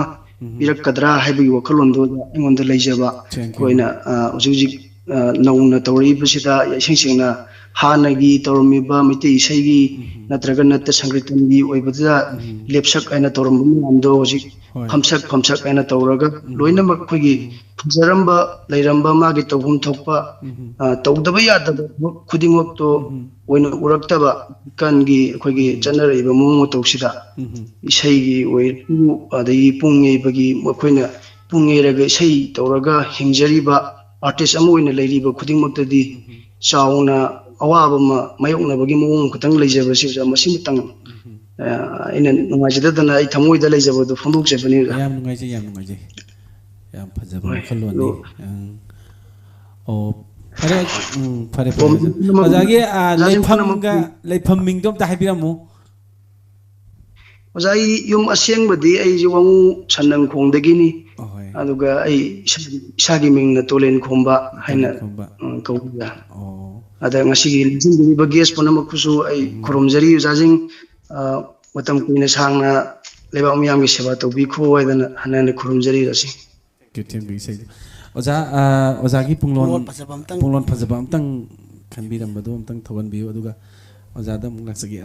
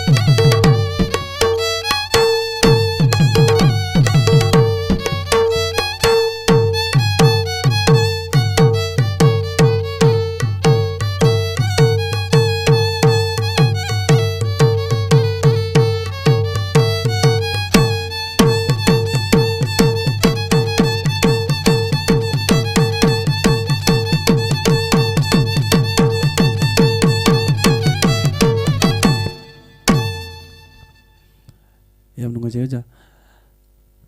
ꯑꯣꯖꯥꯗ ꯇꯠꯁꯤꯟꯅꯕꯤꯌꯨ ꯍꯜꯂꯣ ꯀꯣꯜ ꯑꯃ ꯂꯥꯛ ꯃꯥꯜꯂꯦ ꯑꯣꯖꯥ ꯑꯗꯨꯝ ꯄꯥꯏꯕꯤꯌꯨ ꯑꯣꯖꯥ ꯍꯜꯂꯣ ꯍꯜꯂꯣ ꯇꯥꯕꯤꯔꯕ ꯑꯍꯥꯟꯕ ꯃꯛꯇꯗ ꯂꯥꯏꯔꯦꯝꯂꯕ ꯑꯣꯖꯥꯁꯤꯡ ꯉꯁꯤ ꯂꯦꯡꯁꯤꯟꯕꯤꯔꯤꯕ ꯃꯃꯤ ꯇꯤꯚꯤꯅ ꯁꯤꯟꯕꯤꯔꯤꯕ ꯁꯩꯗꯤꯟꯅꯐꯝ ꯍꯥꯏꯕꯒꯤ ꯄ꯭ꯂꯦꯠꯐꯣꯔꯝ ꯑꯁꯤꯗ ꯐꯝꯄꯥꯛꯁꯛ ꯑꯁꯤꯗ ꯂꯦꯡꯁꯤꯟꯕꯤꯔꯤꯕ ꯏꯀꯥꯏ ꯈꯨꯝꯅꯖꯔꯤꯕ ꯑꯣꯖꯥꯁꯤꯡꯕꯨ ꯏꯀꯣꯛꯅꯣꯟꯅ ꯈꯨꯔꯨꯝꯖꯔꯤ ꯑꯃꯗꯤ ꯃꯃꯤ ꯇꯤꯚꯤꯅ ꯌꯥꯝꯅ ꯑꯩꯈꯣꯏꯒꯤ ꯈꯨꯗꯣꯡꯆꯥꯕ ꯍꯧꯒꯠꯂꯛꯂꯤꯕ ꯅꯍꯥꯁꯤꯡ ꯑꯃꯗꯤ ꯂꯩꯔꯤꯕ ꯂꯩꯕꯥꯛ ꯑꯁꯤꯗ ꯂꯩꯔꯤꯕ ꯃꯤꯑꯣꯏ ꯈꯨꯗꯤꯡꯃꯛ ꯏꯅꯥꯠꯄꯨ ꯅꯨꯡꯁꯤꯖꯕ ꯑꯃꯗꯤ ꯑꯩꯈꯣꯏꯒꯤ ꯀꯜꯆꯔꯕꯨ ꯅꯨꯡꯁꯤꯖꯕ ꯈ꯭ꯋꯥꯏ ꯄꯨꯝꯅꯃꯛꯀꯤꯗꯃꯛꯇ ꯁꯤꯟꯕꯤꯔꯤꯕ ꯁꯩꯗꯤꯟꯅꯐꯝ ꯍꯥꯏꯔꯤꯕ ꯊꯧꯔꯝ ꯑꯁꯤ ꯁꯤꯟꯕꯤꯕꯒꯤꯗꯃꯛꯇ ꯑꯍꯥꯟꯕꯃꯛꯇꯗ ꯑꯩꯒꯤ ꯃꯥꯏꯀꯩꯗꯒꯤ ꯌꯥꯝꯅ ꯅꯨꯡꯉꯥꯏꯕ ꯑꯃꯗꯤ ꯊꯥꯒꯠꯆꯕ ꯐꯣꯡꯗꯣꯛꯆꯔꯤ ꯑꯩꯍꯥꯛꯀꯤ ꯃꯤꯡꯁꯦ ꯗꯣꯅꯥ ꯉꯥꯏꯔꯥꯡꯕꯝ ꯀꯧꯖꯩ ꯑꯩꯍꯥꯛ ꯁꯤꯡꯖꯃꯩ ꯑꯣꯏꯅꯥꯝ ꯊꯤꯡꯉꯦꯜꯗꯒꯤꯅꯤ ꯑꯗꯨꯒ ꯑꯣꯖꯥꯗꯒꯤ ꯉꯁꯤ ꯑꯩꯍꯥꯛꯅ ꯈꯪꯖꯅꯤꯡꯉꯤꯕ ꯋꯥꯐꯝꯁꯤ ꯉꯁꯥꯏ ꯑꯍꯥꯟꯕꯗ ꯑꯩꯅ ꯉꯁꯤ ꯇꯥꯖꯒꯦꯅ ꯈꯟꯖꯕ ꯏꯁꯩ ꯑꯁꯤ ꯑꯣꯖꯥ ꯑꯃꯈꯛꯅ ꯈꯟꯕꯤꯈ꯭ꯔꯦ ꯑꯗꯣ ꯑꯣꯖꯥꯅꯁꯨ ꯌꯥꯝꯅ ꯐꯖꯅ ꯁꯛꯄꯤꯈꯤ ꯃꯁꯤꯒꯤꯗꯃꯛꯇ ꯑꯣꯖꯥꯕꯨ ꯍꯟꯅ ꯍꯟꯅ ꯊꯥꯒꯠꯆꯔꯤ ꯑꯃꯗꯤ ꯑꯣꯖꯥ ꯑꯩꯅ ꯃꯈꯥ ꯇꯥꯖꯔꯛꯄꯗ ꯉꯁꯤ ꯃꯌꯥꯝꯅꯁꯨ ꯏꯁꯩ ꯅꯨꯡꯉꯥꯏꯔꯕ ꯃꯈꯜ ꯃꯈꯥ ꯀꯌꯥꯒꯤ ꯏꯁꯩ ꯃꯌꯥꯝ ꯑꯃ ꯈꯟꯕꯤꯗꯨꯅ ꯃꯌꯥꯝ ꯄꯨꯟꯅ ꯇꯥꯃꯤꯟꯅꯈ꯭ꯔꯦ ꯑꯗꯣ ꯑꯩꯅꯗꯤ ꯏꯁꯩ ꯅꯠꯇꯕꯗ ꯋꯥꯍꯪ ꯑꯣꯏꯅ ꯑꯅꯤꯈꯛ ꯑꯣꯖꯥꯒꯤ ꯃꯐꯝꯗ ꯍꯪꯖꯅꯤꯡꯉꯤꯕ ꯋꯥꯐꯝꯁꯦ ꯑꯍꯥꯟꯕꯗ ꯑꯩꯈꯣꯏꯒꯤ ꯁꯂꯥꯏ ꯏꯁꯩ ꯃꯩꯇꯩ ꯏꯁꯩꯒꯤ ꯁꯩꯁꯛ ꯁꯩꯗꯥ ꯀꯌꯥꯒꯤ ꯃꯔꯛꯇ ꯂꯩꯔꯤꯕ ꯄꯨꯛꯅꯤꯡ ꯋꯥꯔꯛꯄ ꯍꯥꯏꯕꯒꯤ ꯇꯥꯡꯀꯛꯁꯤꯒꯤ ꯃꯇꯥꯡꯗ ꯃꯁꯤꯒꯤ ꯅꯨꯡꯒꯤ ꯑꯣꯏꯕ ꯋꯥꯍꯟꯊꯣꯛ ꯋꯥꯈꯜꯂꯣꯟ ꯃꯥꯒꯤ ꯋꯥꯐꯣꯡꯗꯣꯛ ꯀꯌꯥꯁꯦ ꯃꯌꯥꯝꯗ ꯑꯃꯨꯛꯇꯪ ꯈꯪꯍꯟꯅꯤꯡꯕ ꯑꯗꯨꯒ ꯑꯣꯖꯥꯅ ꯃꯗꯨꯒꯤ ꯃꯇꯥꯡꯗ ꯑꯃꯨꯛꯇꯪ ꯃꯌꯥꯝꯗ ꯍꯥꯏꯕꯤꯔꯒꯗꯤ ꯌꯥꯝꯅ ꯅꯨꯡꯉꯥꯏꯖꯒꯅꯤ ꯁꯤꯒꯤ ꯃꯇꯥꯡꯗ ꯑꯃꯨꯛꯇꯪ ꯈꯪꯖꯅꯤꯡꯉꯤ ꯑꯗꯨꯒ ꯑꯅꯤꯁꯨꯕ ꯀꯣꯏꯁꯟ ꯑꯣꯏꯅ ꯑꯩꯅ ꯑꯣꯖꯥꯒꯤ ꯃꯐꯝꯗ ꯈꯪꯖꯅꯤꯡꯉꯤꯁꯦ ꯑꯩꯈꯣꯏꯒꯤ ꯍꯧꯖꯤꯛꯀꯤ ꯂꯩꯔꯤꯕ ꯏꯔꯥ ꯑꯁꯤꯗ ꯅꯍꯥꯁꯤꯡꯅꯁꯨ ꯏꯅꯥꯠ ꯂꯥꯏꯅꯤꯡꯕꯨ ꯀꯌꯥ ꯅꯨꯡꯁꯤꯗꯨꯅ ꯑꯩꯈꯣꯏꯒꯤ ꯀꯜꯆꯔ ꯑꯩꯈꯣꯏꯒꯤ ꯑꯥꯔꯠꯁ ꯃꯌꯥꯝꯁꯦ ꯑꯥꯔꯠ ꯐꯣꯔꯝ ꯃꯈꯜ ꯇꯣꯉꯥꯟ ꯇꯣꯉꯥꯟꯕ ꯀꯌꯥ ꯑꯁꯤꯗ ꯈꯣꯡ ꯊꯥꯡꯖꯤꯜꯂꯛꯄ ꯃꯥꯡꯖꯤꯟ ꯊꯥꯅ ꯈꯣꯡ ꯊꯥꯡꯖꯤꯜꯂꯛꯄꯒꯤ ꯃꯃꯤ ꯑꯃ ꯑꯩꯈꯣꯏ ꯃꯌꯥꯝ ꯄꯨꯟꯅ ꯎꯃꯤꯟꯅꯔꯤ ꯃꯁꯤꯗꯩꯁꯤꯗ ꯃꯩꯇꯩ ꯏꯁꯩ ꯁꯂꯥꯏ ꯏꯁꯩꯁꯤꯒꯤ ꯃꯥꯒꯤ ꯁ꯭ꯀꯣꯞ ꯑꯗꯨꯒ ꯑꯩꯈꯣꯏꯒꯤ ꯂꯥꯛꯂꯤꯕ ꯅꯍꯥꯁꯤꯡ ꯁꯤꯗꯩꯁꯤꯗ ꯀꯌꯥꯝ ꯌꯥꯝꯅ ꯍꯣꯠꯅꯔꯒꯗꯤ ꯀꯗꯥꯏꯋꯥꯏ ꯐꯥꯎꯕ ꯆꯠꯄ ꯌꯥꯕ ꯑꯗꯨꯒ ꯍꯧꯖꯤꯛ ꯀꯗꯥꯏꯋꯥꯏꯗ ꯀꯔꯤ ꯏꯟꯁꯇꯤꯇ꯭ꯌꯨꯁꯟ ꯂꯩꯕ ꯑꯗꯨꯒ ꯃꯥꯒꯤ ꯏꯖꯨꯀꯦꯁꯟꯒ ꯂꯣꯏꯅꯅ ꯄꯨꯟꯅ ꯆꯠꯃꯤꯟꯅꯕ ꯌꯥꯕ ꯃꯁꯤꯒꯤ ꯃꯇꯥꯡꯗ ꯍꯧꯒꯠꯂꯛꯂꯤꯕ ꯅꯍꯥꯁꯤꯡ ꯑꯉꯥꯡꯁꯤꯡ ꯑꯗꯨꯒ ꯑꯩꯈꯣꯏ ꯅꯍꯥꯁꯤꯡꯁꯤꯗ ꯋꯥꯈꯜ ꯂꯧꯁꯤꯡ ꯑꯣꯏꯕ ꯌꯥꯕ ꯃꯁꯤꯒꯤ ꯃꯇꯥꯡꯗ ꯑꯣꯖꯥꯅ ꯂꯝꯖꯤꯡꯕꯤꯌꯨ ꯑꯗꯨꯒ ꯃꯁꯤꯒꯤ ꯃꯇꯥꯡꯗ ꯑꯝꯇꯪ ꯂꯝꯖꯤꯡ ꯂꯝꯇꯥꯛ ꯄꯤꯕꯤꯔꯝꯃꯨ ꯍꯥꯏꯅ ꯅꯣꯂꯨꯛꯆꯔꯤ ꯃꯁꯤꯒꯤ ꯋꯥꯐꯝꯁꯦ ꯈꯪꯖꯅꯤꯡꯕꯒꯤꯗꯃꯛꯇ ꯉꯁꯤꯒꯤ ꯇꯥꯟꯖꯥꯁꯤ ꯂꯧꯖꯕꯅꯦ ꯊꯥꯒꯠꯆꯔꯤ ꯌꯥꯝ ꯅꯨꯡꯉꯥꯏꯖꯩ ꯑꯗꯣ ꯏꯆꯟꯗꯤ ꯀꯔꯤ ꯍꯣꯠꯅꯔꯤ ꯑꯩ ꯍꯧꯖꯤꯛ ꯃꯅꯤꯄꯨꯔ ꯌꯨꯅꯤꯚꯔꯁꯤꯇꯤ ꯑꯣꯐ ꯀꯜꯆꯔꯗ ꯃꯥꯁꯇꯔ ꯂꯣꯏꯁꯤꯟꯖꯈ꯭ꯔꯦ ꯑꯗꯣ ꯀꯩꯅꯣꯝꯇ ꯋꯥꯐꯝ ꯑꯝꯇ ꯊꯝꯖꯍꯧꯒꯦ ꯑꯩꯈꯣꯏꯒꯤ ꯀꯜꯆꯔ ꯃꯅꯤꯄꯨꯔ ꯌꯨꯅꯤꯚꯔꯁꯤꯇꯤ ꯀꯜꯆꯔꯁꯤꯗꯩꯗ ꯑꯩꯈꯣꯏ ꯇꯝꯕꯤꯔꯛꯄꯒꯤ ꯄꯥꯟꯗꯝꯁꯤ ꯀꯗꯥꯏꯐꯥꯎ ꯋꯥꯡꯅ ꯊꯕꯛꯁꯦ ꯍꯣꯠꯅꯒꯦꯅ ꯈꯟꯕꯤꯕ ꯂꯩꯕꯒꯦ ꯑꯩꯈꯣꯏꯒꯤ ꯑꯩꯍꯥꯛꯁꯦ ꯑꯩꯈꯣꯏꯒꯤ ꯉꯁꯤ ꯊꯧꯔꯝ ꯑꯁꯤꯗ ꯂꯦꯡꯁꯤꯟꯕꯤꯔꯤꯕ ꯃꯤꯡ ꯑꯣꯏꯅ ꯍꯪꯒꯠꯆꯔꯕꯗ ꯏꯀꯥꯏ ꯈꯨꯝꯅꯖꯔꯤꯕ ꯑꯣꯖꯥ ꯂꯧꯔꯦꯝꯕ ꯃꯍꯦꯁꯨꯔ ꯑꯣꯖꯥꯒꯤꯁꯨ ꯁꯥꯇ꯭ꯔꯤ ꯑꯣꯖꯥꯒꯤꯁꯨ ꯑꯩꯈꯣꯏꯒꯤ ꯑꯣꯖꯥꯗ ꯇꯝꯖꯕ ꯃꯍꯩꯔꯣꯏ ꯑꯃꯈꯛꯅꯤ ꯑꯗꯨꯒ ꯑꯩꯈꯣꯏꯒꯤ ꯌꯨꯅꯤꯚꯔꯁꯤꯇꯤ ꯑꯁꯤꯗ ꯃꯅꯤꯄꯨꯔ ꯌꯨꯅꯤꯚꯔꯁꯤꯇꯤ ꯑꯣꯐ ꯀꯜꯆꯔꯗ ꯑꯩꯅ ꯃꯥꯁꯇꯔ ꯂꯣꯏꯁꯤꯟꯖꯈꯤꯕꯁꯦ ꯃꯅꯤꯄꯨꯔꯤ ꯐꯣꯛ ꯃ꯭ꯌꯨꯖꯤꯛ ꯍꯥꯏꯔꯤꯕ ꯁꯕꯖꯦꯛꯁꯤꯗꯅꯤ ꯑꯩꯒꯤ ꯀꯩꯅꯣꯁꯦ ꯄꯦꯅꯥꯗ ꯑꯣꯏꯖꯕꯅꯦ ꯑꯩꯒꯤ ꯐꯣꯛ ꯃ꯭ꯌꯨꯖꯤꯛꯀꯤ ꯃꯔꯛꯁꯤꯗꯩꯁꯤꯗ ꯑꯗꯨꯒ ꯑꯩꯅ ꯃꯁꯤꯒꯤ ꯃꯇꯥꯡꯗ ꯑꯩꯅ ꯍꯥꯏꯖꯅꯤꯡꯕꯁꯦ ꯑꯩꯈꯣꯏꯒꯤ ꯀꯜꯆꯔ ꯑꯩꯈꯣꯏꯒꯤ ꯃꯥꯂꯦꯝꯗ ꯌꯥꯝꯅ ꯊꯥꯛ ꯋꯥꯡꯅ ꯂꯩ ꯃꯁꯤꯒꯤ ꯃꯇꯥꯡꯁꯤꯗꯤ ꯑꯩꯍꯥꯛꯅ ꯍꯥꯏꯖꯗ꯭ꯔꯒꯁꯨ ꯃꯌꯥꯝꯅ ꯍꯦꯟꯅ ꯈꯪꯕꯤꯔꯕ ꯋꯥꯐꯝꯅꯤ ꯌꯥꯝꯅ ꯇꯣꯞ ꯇꯣꯞꯄ ꯃꯁꯛ ꯐꯖꯕ ꯑꯩꯈꯣꯏꯒꯤ ꯌꯥꯝꯅ ꯆꯥꯡꯗꯝꯅꯕ ꯃꯇꯝꯗ ꯆꯥꯡꯗꯝꯅꯤꯡꯉꯥꯏ ꯂꯩꯇꯅ ꯐꯖꯕ ꯑꯃꯈꯛꯅꯤ ꯍꯥꯏꯅ ꯂꯧꯖꯩ ꯃꯗꯨꯅ ꯑꯩꯅ ꯃꯩꯇꯩ ꯅꯨꯄꯤ ꯑꯃ ꯑꯣꯏꯅ ꯃꯩꯇꯩ ꯆꯅꯨꯔꯥ ꯑꯃ ꯑꯣꯏꯅ ꯃꯁꯤꯒꯤ ꯁꯩꯁꯛ ꯁꯩꯗꯥꯁꯤ ꯑꯣꯖꯥꯁꯤꯡꯁꯤꯗꯒꯤ ꯑꯩ ꯇꯝꯖꯕ ꯄꯥꯝꯖꯕ ꯃꯁꯤꯕꯨ ꯈꯪꯍꯧꯕ ꯄꯥꯝꯖꯕ ꯑꯗꯨꯒ ꯑꯩꯅ ꯀꯔꯤꯒꯨꯝꯕ ꯂꯥꯏꯕꯛꯐꯕ ꯇꯥꯔꯒꯗꯤ ꯑꯩꯒꯤ ꯃꯈꯥ ꯇꯥꯔꯛꯄ ꯖꯦꯅꯦꯔꯦꯁꯟꯁꯤꯡꯗ ꯁꯨꯃꯥꯏꯅ ꯂꯩ ꯍꯥꯏꯕꯗꯨ ꯑꯩꯅ ꯈꯪꯖꯕ ꯈꯔꯗꯨ ꯁꯦꯌꯔ ꯇꯧꯖꯔꯝꯕ ꯄꯥꯝꯖꯩ ꯁꯨꯃꯥꯏꯅ ꯇꯦꯟꯇꯛꯅ ꯑꯩ ꯊꯝꯖꯔꯒꯦ ꯌꯥꯝ ꯊꯥꯒꯠꯆꯔꯤ ꯑꯩꯈꯣꯏꯒꯤ ꯃꯅꯤꯄꯨꯔꯗ ꯏꯁꯄꯣꯔꯠꯀ ꯀꯜꯆꯔꯒꯅ ꯃꯅꯤꯄꯨꯔꯤ ꯁꯛ ꯇꯥꯛꯑꯦꯅ ꯍꯥꯏꯔꯤꯀꯣ ꯑꯗ ꯑꯩꯈꯣꯏꯒꯤ ꯏꯁꯄꯣꯔꯠꯀꯤꯗꯤ ꯑꯉꯛꯄ ꯐꯪꯅ ꯆꯥꯎꯈꯠꯈ꯭ꯔꯦꯅ ꯍꯥꯏꯕ ꯌꯥꯔꯦ ꯆꯥꯎꯈꯠꯈ꯭ꯔꯦ ꯑꯗꯨꯒ ꯀꯜꯆꯔꯁꯤꯗꯤ ꯀꯃꯥꯏꯅ ꯇꯧꯅ ꯂꯩꯔꯤ ꯑꯗꯨꯒ ꯃꯁꯤꯒꯤ ꯀꯜꯆꯔꯁꯤꯗꯩꯗ ꯑꯩꯈꯣꯏꯒꯤ ꯃꯅꯤꯄꯨꯔꯒꯤ ꯀꯜꯆꯔ ꯃꯌꯥꯝꯁꯤꯗꯩꯗ ꯀꯃꯥꯏꯅ ꯇꯧꯔꯒꯗꯤ ꯒꯣꯔꯃꯦꯟ ꯁꯥꯏꯠꯇ ꯀꯔꯤ ꯍꯥꯏꯕꯤꯅꯤꯡꯕ ꯀꯃꯥꯏꯅ ꯇꯧꯔꯒꯗꯤ ꯆꯥꯎꯈꯠꯂꯛꯀꯅꯤ ꯍꯥꯏꯕꯒꯤ ꯋꯥꯈꯜꯂꯣꯟ ꯑꯃꯅꯤꯇꯪ ꯊꯝꯕꯤꯔꯝꯃꯨ ꯉꯁꯤꯒꯤ ꯃꯃꯤ ꯇꯤꯚꯤꯒꯤ ꯁꯩꯗꯦꯟꯅꯐꯝ ꯍꯥꯏꯔꯤꯕꯒꯤ ꯇꯟꯖꯥꯁꯤ ꯂꯧꯖꯔꯒ ꯑꯩ ꯌꯥꯝꯅ ꯈꯪ ꯍꯩꯖꯕꯗꯤ ꯅꯠꯆꯗꯦ ꯑꯗꯨꯕꯨ ꯁꯥꯇ꯭ꯔ ꯑꯃ ꯑꯣꯏꯅ ꯃꯍꯩꯔꯣꯏ ꯑꯃ ꯑꯣꯏꯅ ꯅꯠꯇ꯭ꯔꯒ ꯂꯝꯗꯝ ꯑꯁꯤꯒꯤ ꯆꯅꯨꯔꯥ ꯑꯃ ꯑꯣꯏꯅ ꯃꯤꯑꯣꯏ ꯑꯃ ꯑꯣꯏꯅ ꯑꯩꯅ ꯍꯥꯏꯖꯅꯤꯡꯕꯗꯤ ꯑꯩꯈꯣꯏꯒꯤ ꯂꯝꯗꯝ ꯑꯁꯤ ꯀꯜꯆꯔ ꯑꯃꯗꯤ ꯑꯩꯈꯣꯏꯒꯤ ꯁ꯭ꯄꯣꯔꯠꯁꯀꯤ ꯂꯝꯗ ꯌꯥꯝꯅ ꯊꯣꯏꯗꯣꯛꯅ ꯃꯥꯡꯖꯤꯟ ꯊꯥꯅ ꯆꯠꯄ ꯂꯝꯗꯝ ꯑꯃꯅꯤ ꯍꯥꯏꯕꯗ ꯍꯥꯏꯃꯟꯕ ꯊꯣꯛꯂꯣꯏ ꯑꯗꯨꯃꯛꯄꯨ ꯂꯥꯏꯕꯛ ꯊꯤꯕꯗꯤ ꯑꯩꯈꯣꯏꯒꯤ ꯁ꯭ꯄꯣꯔꯠꯁꯀ ꯀꯩꯅꯣꯁꯤꯒ ꯌꯦꯡꯅꯕ ꯃꯇꯝꯗ ꯑꯩꯈꯣꯏꯒꯤ ꯀꯂꯥ ꯁꯪꯁꯀ꯭ꯔꯤꯇꯤ ꯍꯥꯏꯕ ꯇꯥꯔꯦ ꯃꯤꯒꯤ ꯂꯣꯟꯗ ꯍꯥꯏꯕ ꯇꯥꯔꯒꯗꯤ ꯃꯁꯤꯒꯤ ꯑꯅꯤꯁꯤꯒꯤ ꯈꯜꯁꯤ ꯑꯣꯟꯅꯔꯛꯄ ꯃꯇꯝꯗ ꯁ꯭ꯄꯣꯔꯠꯁꯀꯤ ꯃꯥꯏꯀꯩꯗꯅ ꯈꯔ ꯈꯖꯤꯛ ꯁꯞꯄꯣꯔꯠ ꯇꯧꯕ꯭ꯔꯥ ꯍꯥꯏꯅ ꯑꯩꯈꯣꯏꯅ ꯎꯖꯩ ꯑꯗꯨꯃꯛꯄꯨ ꯃꯁꯤ ꯍꯥꯏꯗꯨꯅꯁꯨ ꯑꯩꯈꯣꯏꯒꯤ ꯀꯜꯆꯔ ꯑꯁꯤꯁꯨ नाथꯩꯔꯒ ꯊꯝꯕꯤꯔꯝꯂꯦ ꯍꯥꯏꯕꯗꯤ ꯑꯩꯍꯥꯛ ꯍꯥꯏꯖꯔꯣꯏꯒꯦ ꯃꯔꯝꯗꯤ ꯍꯧꯖꯤꯛ ꯏꯟꯈꯠꯂꯛꯂꯤꯕꯁꯤꯡꯁꯤꯗꯩꯁꯤꯗ ꯇꯣꯉꯥꯟ ꯇꯣꯉꯥꯟꯕ ꯁ꯭ꯀꯤꯝ ꯃꯌꯥꯝ ꯂꯩꯇꯕ ꯅꯠꯇꯦ ꯁ꯭ꯀꯣꯂꯔꯁꯤꯞ ꯑꯩꯈꯣꯏꯒꯤ ꯃꯅꯤꯄꯨꯔ ꯁꯔꯀꯥꯔꯅ ꯄꯤꯕ ꯁ꯭ꯀꯣꯂꯔꯁꯤप ꯂꯩꯔꯤ ꯑꯃꯗꯤ ꯏꯟꯗꯤꯌꯥꯒꯤ ꯑꯣꯏꯅ ꯃꯤꯅꯤꯁꯇ꯭ꯔꯤ ꯑꯣꯐ ꯀꯜꯆꯔꯅ ꯄꯤꯕ ꯁ꯭ꯀꯣꯂꯔꯁꯤꯞꯁꯨ ꯂꯩꯔꯤ ꯃꯁꯤ ꯃꯌꯥꯝꯁꯦ ꯑꯗꯨꯝ ꯊꯥꯔꯒ ꯑꯩꯈꯣꯏ ꯑꯗꯨꯝ ꯑꯩ ꯏꯁꯥꯃꯛꯁꯨ ꯐꯪꯖꯩ ꯑꯗꯨꯒ ꯅꯍꯥꯁꯤꯡꯁꯨ ꯑꯗꯨꯝ ꯐꯪꯕꯤꯔꯝꯒꯅꯤ ꯑꯗꯨꯒ ꯐꯪꯕ ꯌꯥꯏ ꯍꯥꯏꯕꯁꯤꯃꯁꯨ ꯍꯥꯏꯖꯒꯦ ꯑꯗꯨꯃꯛꯄꯨ ꯃꯁꯤꯅ ꯂꯣꯏꯕ ꯈꯝꯕ ꯅꯥꯏꯕꯗꯤ ꯅꯠꯇꯦ ꯃꯁꯤꯗꯒꯤ ꯑꯍꯦꯟꯕ ꯀꯌꯥ ꯑꯃ ꯇꯧꯍꯟꯅꯤꯡꯕꯒꯤ ꯑꯄꯥꯝꯕ ꯂꯩꯖꯩ ꯁꯝꯅ ꯍꯥꯏꯔꯕꯗ ꯑꯩꯈꯣꯏꯒꯤ ꯉꯁꯤ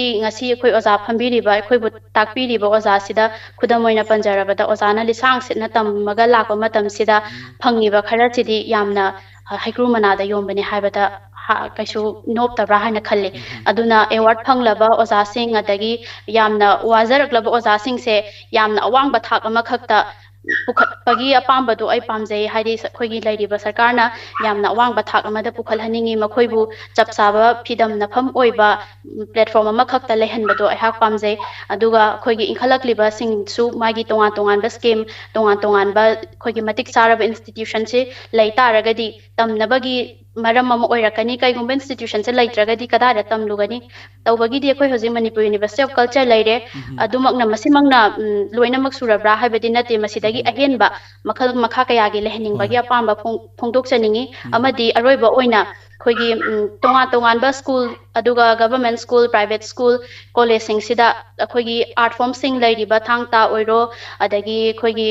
ꯖꯒꯣꯏ ꯏꯁꯩ ꯅꯣꯡꯃꯥꯏ ꯂꯩꯔꯤꯕ ꯈꯨꯗꯤꯡꯃꯛꯁꯤꯡꯁꯤꯒꯤ ꯁꯦꯂꯦꯕꯁ ꯍꯥꯞꯄꯤꯔꯒ ꯃꯥꯒꯤ ꯁꯕꯖꯦꯛꯁꯤꯡ ꯑꯣꯞꯁꯅꯦꯜ ꯑꯣꯏꯅ ꯄꯥꯝꯖꯕ ꯁ꯭ꯇꯨꯗꯦꯟꯠꯁꯤꯡꯅ ꯈꯜꯂꯒ ꯃꯗꯨꯒꯤ ꯁꯕꯖꯦꯛ ꯑꯃ ꯏꯟꯀ꯭ꯂꯨꯗ ꯇꯧꯕꯤ ꯇꯥꯔꯒꯗꯤ ꯏꯟꯈꯠꯂꯛꯂꯤꯕ ꯑꯩꯈꯣꯏꯒꯤ ꯁꯝꯅ ꯍꯥꯏꯔꯕꯗ ꯃꯥꯁꯇꯔ ꯂꯣꯏꯔꯒ ꯂꯩꯕ ꯅꯠꯇ꯭ꯔꯒꯅ ꯗꯣꯛꯇꯔꯦꯠ ꯀꯌꯥ ꯑꯃꯁꯨ ꯂꯩꯔꯤ ꯑꯗꯨꯒ ꯁꯤ ꯅꯠꯇ꯭ꯔꯒꯁꯨ ꯔꯦꯗꯤꯑꯣꯒꯤ ꯕꯤꯍꯥꯏ ꯑꯗꯨꯒ ꯌꯧꯕ ꯑꯥꯔꯇꯤꯁ ꯃꯌꯥꯝ ꯑꯃ ꯂꯩꯔꯤ ꯃꯁꯤꯒꯤ ꯍꯤꯡꯅꯅꯕꯒꯤ ꯂꯝꯕꯤ ꯑꯗꯨꯒ ꯃꯌꯥꯝꯅ ꯏꯖꯠ ꯂꯩꯅ ꯂꯩꯅꯕꯒꯤ ꯂꯝꯕꯤ ꯑꯃ ꯑꯣꯏꯒꯗ꯭ꯔꯥ ꯍꯥꯏꯕꯒꯤ ꯊꯥꯖꯕ ꯊꯝꯖꯩ ꯍꯤꯡꯅꯕꯒꯤ ꯂꯝꯕꯤ ꯑꯃ ꯃꯁꯤꯒꯤ ꯍꯤꯡꯅꯕꯒꯤ ꯂꯝꯕꯤ ꯑꯃ ꯂꯥꯛꯅꯕꯒꯤꯗꯃꯛꯇ ꯌꯥꯝ ꯊꯥꯒꯠꯆꯔꯤ ꯂꯥꯛꯅꯕꯒꯤꯗꯃꯛꯇ ꯊꯥꯒꯠꯆꯔꯤ ꯑꯩꯁꯦ ꯏꯆꯟꯒꯤ ꯌꯥꯝꯅ ꯇꯥꯈꯤꯔꯦ ꯋꯥꯔꯧꯕꯤꯒꯅꯣ ꯌꯥꯝ ꯊꯥꯒꯠꯆꯔꯤ ꯏꯆꯟꯒꯤ ꯋꯥꯈꯜꯂꯣꯟ ꯌꯥꯝꯅ ꯐꯖꯕ ꯌꯥꯝꯅ ꯃꯌꯥꯝꯗ ꯊꯝꯕꯤꯔꯝꯕ ꯌꯥꯝ ꯊꯥꯒꯠꯆꯔꯤ ꯏꯆꯜꯒꯤ ꯍꯧꯖꯤꯛꯀꯤ ꯍꯪꯕꯤꯈꯤꯕ ꯋꯥꯍꯪꯗꯣ ꯑꯩꯈꯣꯏꯒꯤ ꯑꯣꯖꯥꯗꯒꯤ ꯃꯇꯦꯡ ꯑꯃꯇꯪ ꯇꯥꯃꯤꯟꯅꯁꯤ ꯊꯦꯡꯛ ꯌꯨ ꯊꯝꯕꯤꯔꯣ ꯊꯝꯕꯤꯔꯣ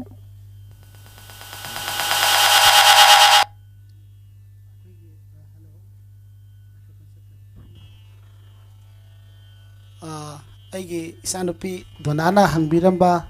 ꯋꯥꯍꯪ ꯍꯥꯏꯇꯥꯔꯦ ꯑꯩꯈꯣꯏꯒꯤ ꯃꯩꯇꯩ ꯏꯁꯩꯒꯤ ꯇꯣꯉꯥꯟ ꯇꯣꯉꯥꯟꯕ ꯁꯩꯁꯛ ꯁꯩꯈꯜꯁꯤꯡꯒꯤ ꯃꯅꯨꯡꯗ ꯄꯨꯛꯅꯤꯡ ꯋꯥꯔꯛꯄ ꯍꯥꯏꯔꯤꯕ ꯏꯁꯩ ꯁꯩꯈꯜꯁꯦ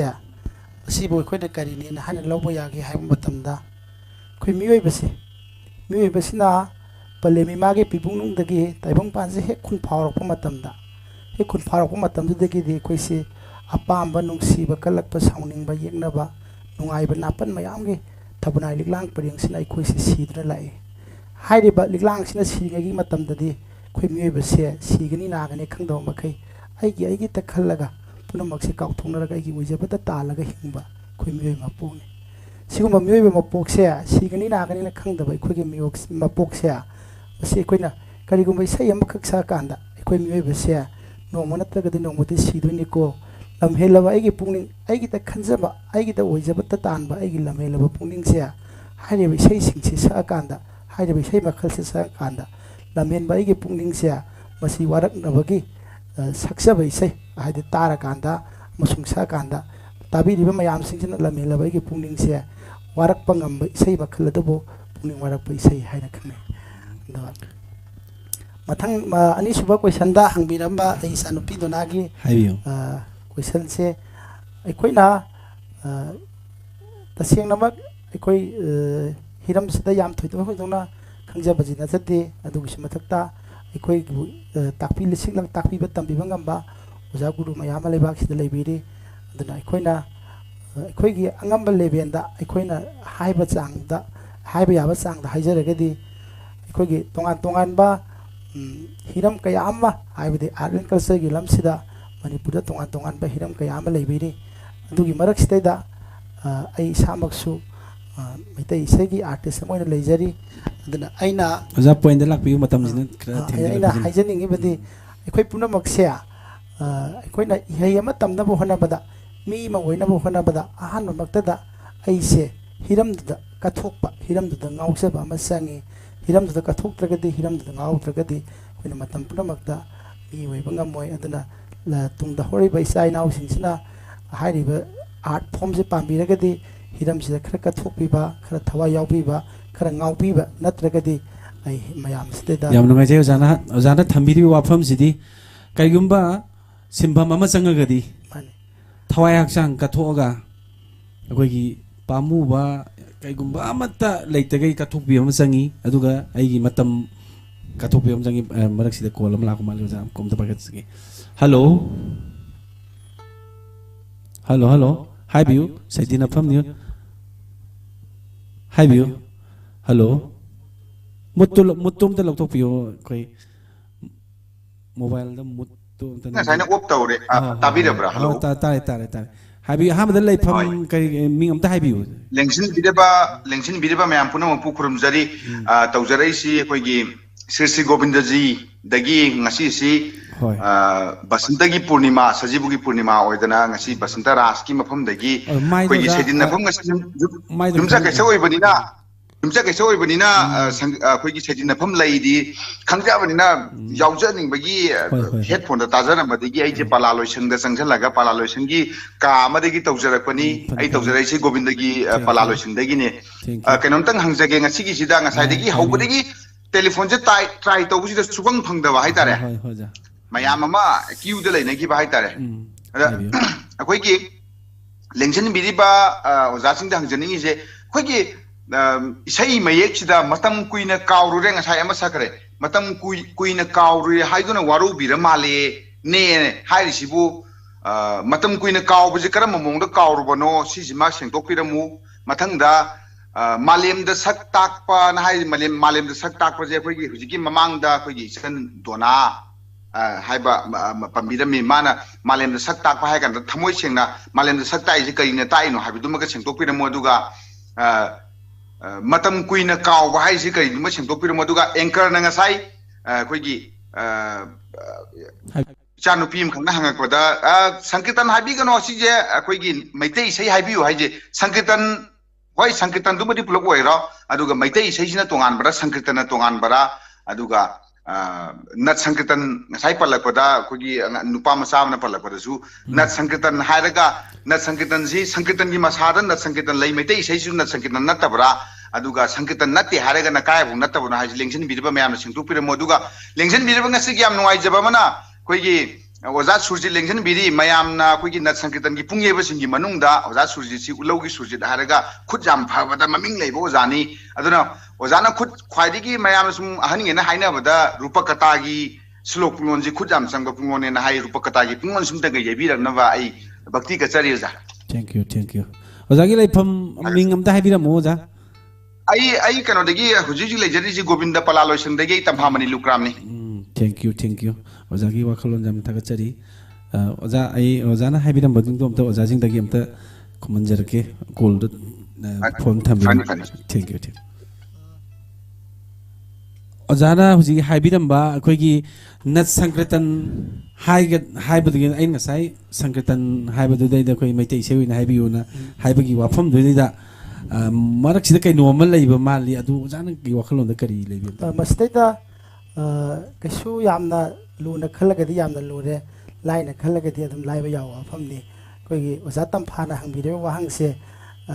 kai haitare yamna lui amasung yamna lai hairaga su yai aduga manipurda leibiriba pung isegi lamse manipurda tongan ba lining habida dharma ani khangna koise saminaraga leiba jati amani hai kunai amani haiba yai adu masteda koina ꯂꯥꯏꯅꯤꯡ ꯑꯅꯤ ꯍꯥꯏꯕꯗꯤ ꯑꯃꯅ ꯁꯅꯥꯃꯍꯤ ꯂꯥꯏꯅꯤꯡ ꯆꯠꯄ ꯑꯃꯅ ꯒꯧꯔꯤꯌꯥ ꯙꯔꯃ ꯆꯠꯄ ꯂꯥꯏꯅꯤꯡ ꯑꯅꯤꯁꯤꯅꯤ ꯑꯗꯨꯒ ꯒꯧꯔꯤꯌꯥ ꯙꯔꯃꯅ ꯆꯠꯄ ꯑꯩꯈꯣꯏꯒꯤ ꯀꯔꯤ ꯀꯥꯡꯂꯨꯞꯁꯤꯡ ꯍꯥꯏꯇꯥꯔꯦ ꯐꯨꯔꯨꯞꯁꯤꯅ ꯁꯛꯄ ꯁꯣꯟꯕ ꯄꯨꯡ ꯏꯁꯩ ꯁꯛꯄ ꯁꯣꯟꯕ ꯃꯇꯝꯗ ꯄꯥꯡꯊꯣꯛꯏꯕꯁꯤꯅ ꯁꯪꯀ꯭ꯔꯤꯇꯜ ꯍꯥꯏꯔꯒ ꯈꯪꯅꯩ ꯑꯗꯨꯒ ꯑꯩꯈꯣꯏꯒꯤ ꯁꯅꯥꯃꯍꯤ ꯂꯥꯏꯅꯤꯡ ꯆꯠꯄꯁꯤꯡꯁꯤꯅ ꯄꯣꯛꯄꯗꯒꯤꯅ ꯁꯤꯕ ꯐꯥꯎꯗ ꯆꯠꯂꯤꯕ ꯁꯛꯅꯔꯤꯕ ꯇꯣꯉꯥꯟ ꯇꯣꯉꯥꯟꯕ ꯊꯧꯔꯝꯁꯤꯡꯒꯤ ꯏꯁꯩꯁꯤꯡꯁꯦ ꯃꯁꯤꯅ ꯃꯩꯇꯩ ꯏꯁꯩ ꯍꯥꯏꯔꯒ ꯈꯪꯅꯩ ꯑꯗꯨꯒ ꯍꯤꯔꯝꯁꯤꯒꯤ ꯃꯇꯥꯡꯁꯤꯗꯁꯨ ꯑꯩꯈꯣꯏꯕꯨ ꯇꯥꯛꯄꯤꯕ ꯇꯝꯕꯤꯕ ꯉꯝꯕ ꯑꯣꯖꯥ ꯒꯨꯔꯨ ꯃꯌꯥꯝ ꯑꯃ ꯂꯩꯔꯤ ꯑꯩꯅ ꯍꯤꯔꯝꯁꯤꯗ ꯍꯦꯟꯅ ꯈꯪꯉꯦ ꯍꯩꯔꯦ ꯍꯥꯏꯅ ꯑꯩꯅ ꯁꯦꯡꯗꯣꯛꯆꯕꯗꯤ ꯅꯠꯇꯦ ꯑꯩꯅ ꯈꯛꯇꯃꯛ ꯄꯥꯎꯗꯝꯖꯕꯅꯤ ꯑꯗꯨꯒ ꯏꯌꯥꯝꯕꯅ ꯍꯪꯕꯤꯔꯝꯕ ꯑꯃꯅ ꯑꯩꯈꯣꯏꯒꯤ ꯋꯥꯔꯧꯕꯤꯔ ꯃꯥꯜꯂꯦ ꯏꯃꯥꯅ ꯃꯇꯝ ꯀꯨꯏꯅ ꯀꯥꯎꯔꯨꯔꯦ ꯍꯥꯏꯗꯨꯅ ꯋꯥꯔꯧꯕꯤꯔ ꯃꯥꯜꯂꯦ ꯍꯥꯏꯕ 이세이 매역세 이세이 매역세 तसेंगनमक 하이रगदि ओजासिंगना खोइदा तंबिरंबनी ओजासिंगना खोइदा थंबिरंबनी अदु ओजासिंगी इसेसिंगसिगी नुंगी ओइबा इसेलसे तसेंगनमक हाइरगदि फजबरा गदरा फजरोइद्रदि खंजद्रे आइना सुम अखै याम बतम फाना हंगाबनिना आइना सुम सुमबर लानबगिदि खंदे आइगी लैजबा आइगी लेबेंदा हाइतारे आइना तंग यामत सिंगतोक्सगे अखैगी मणिपुरसिदा मैतै अखै लैब्लदमसिदा तोंगान तोंगानबा लाइनिंग अनि लै हैबस अखै पुनमना खंमिनारे आइना सोमांगदा पंजगरे अदुदेदा अखैगी कैनोसि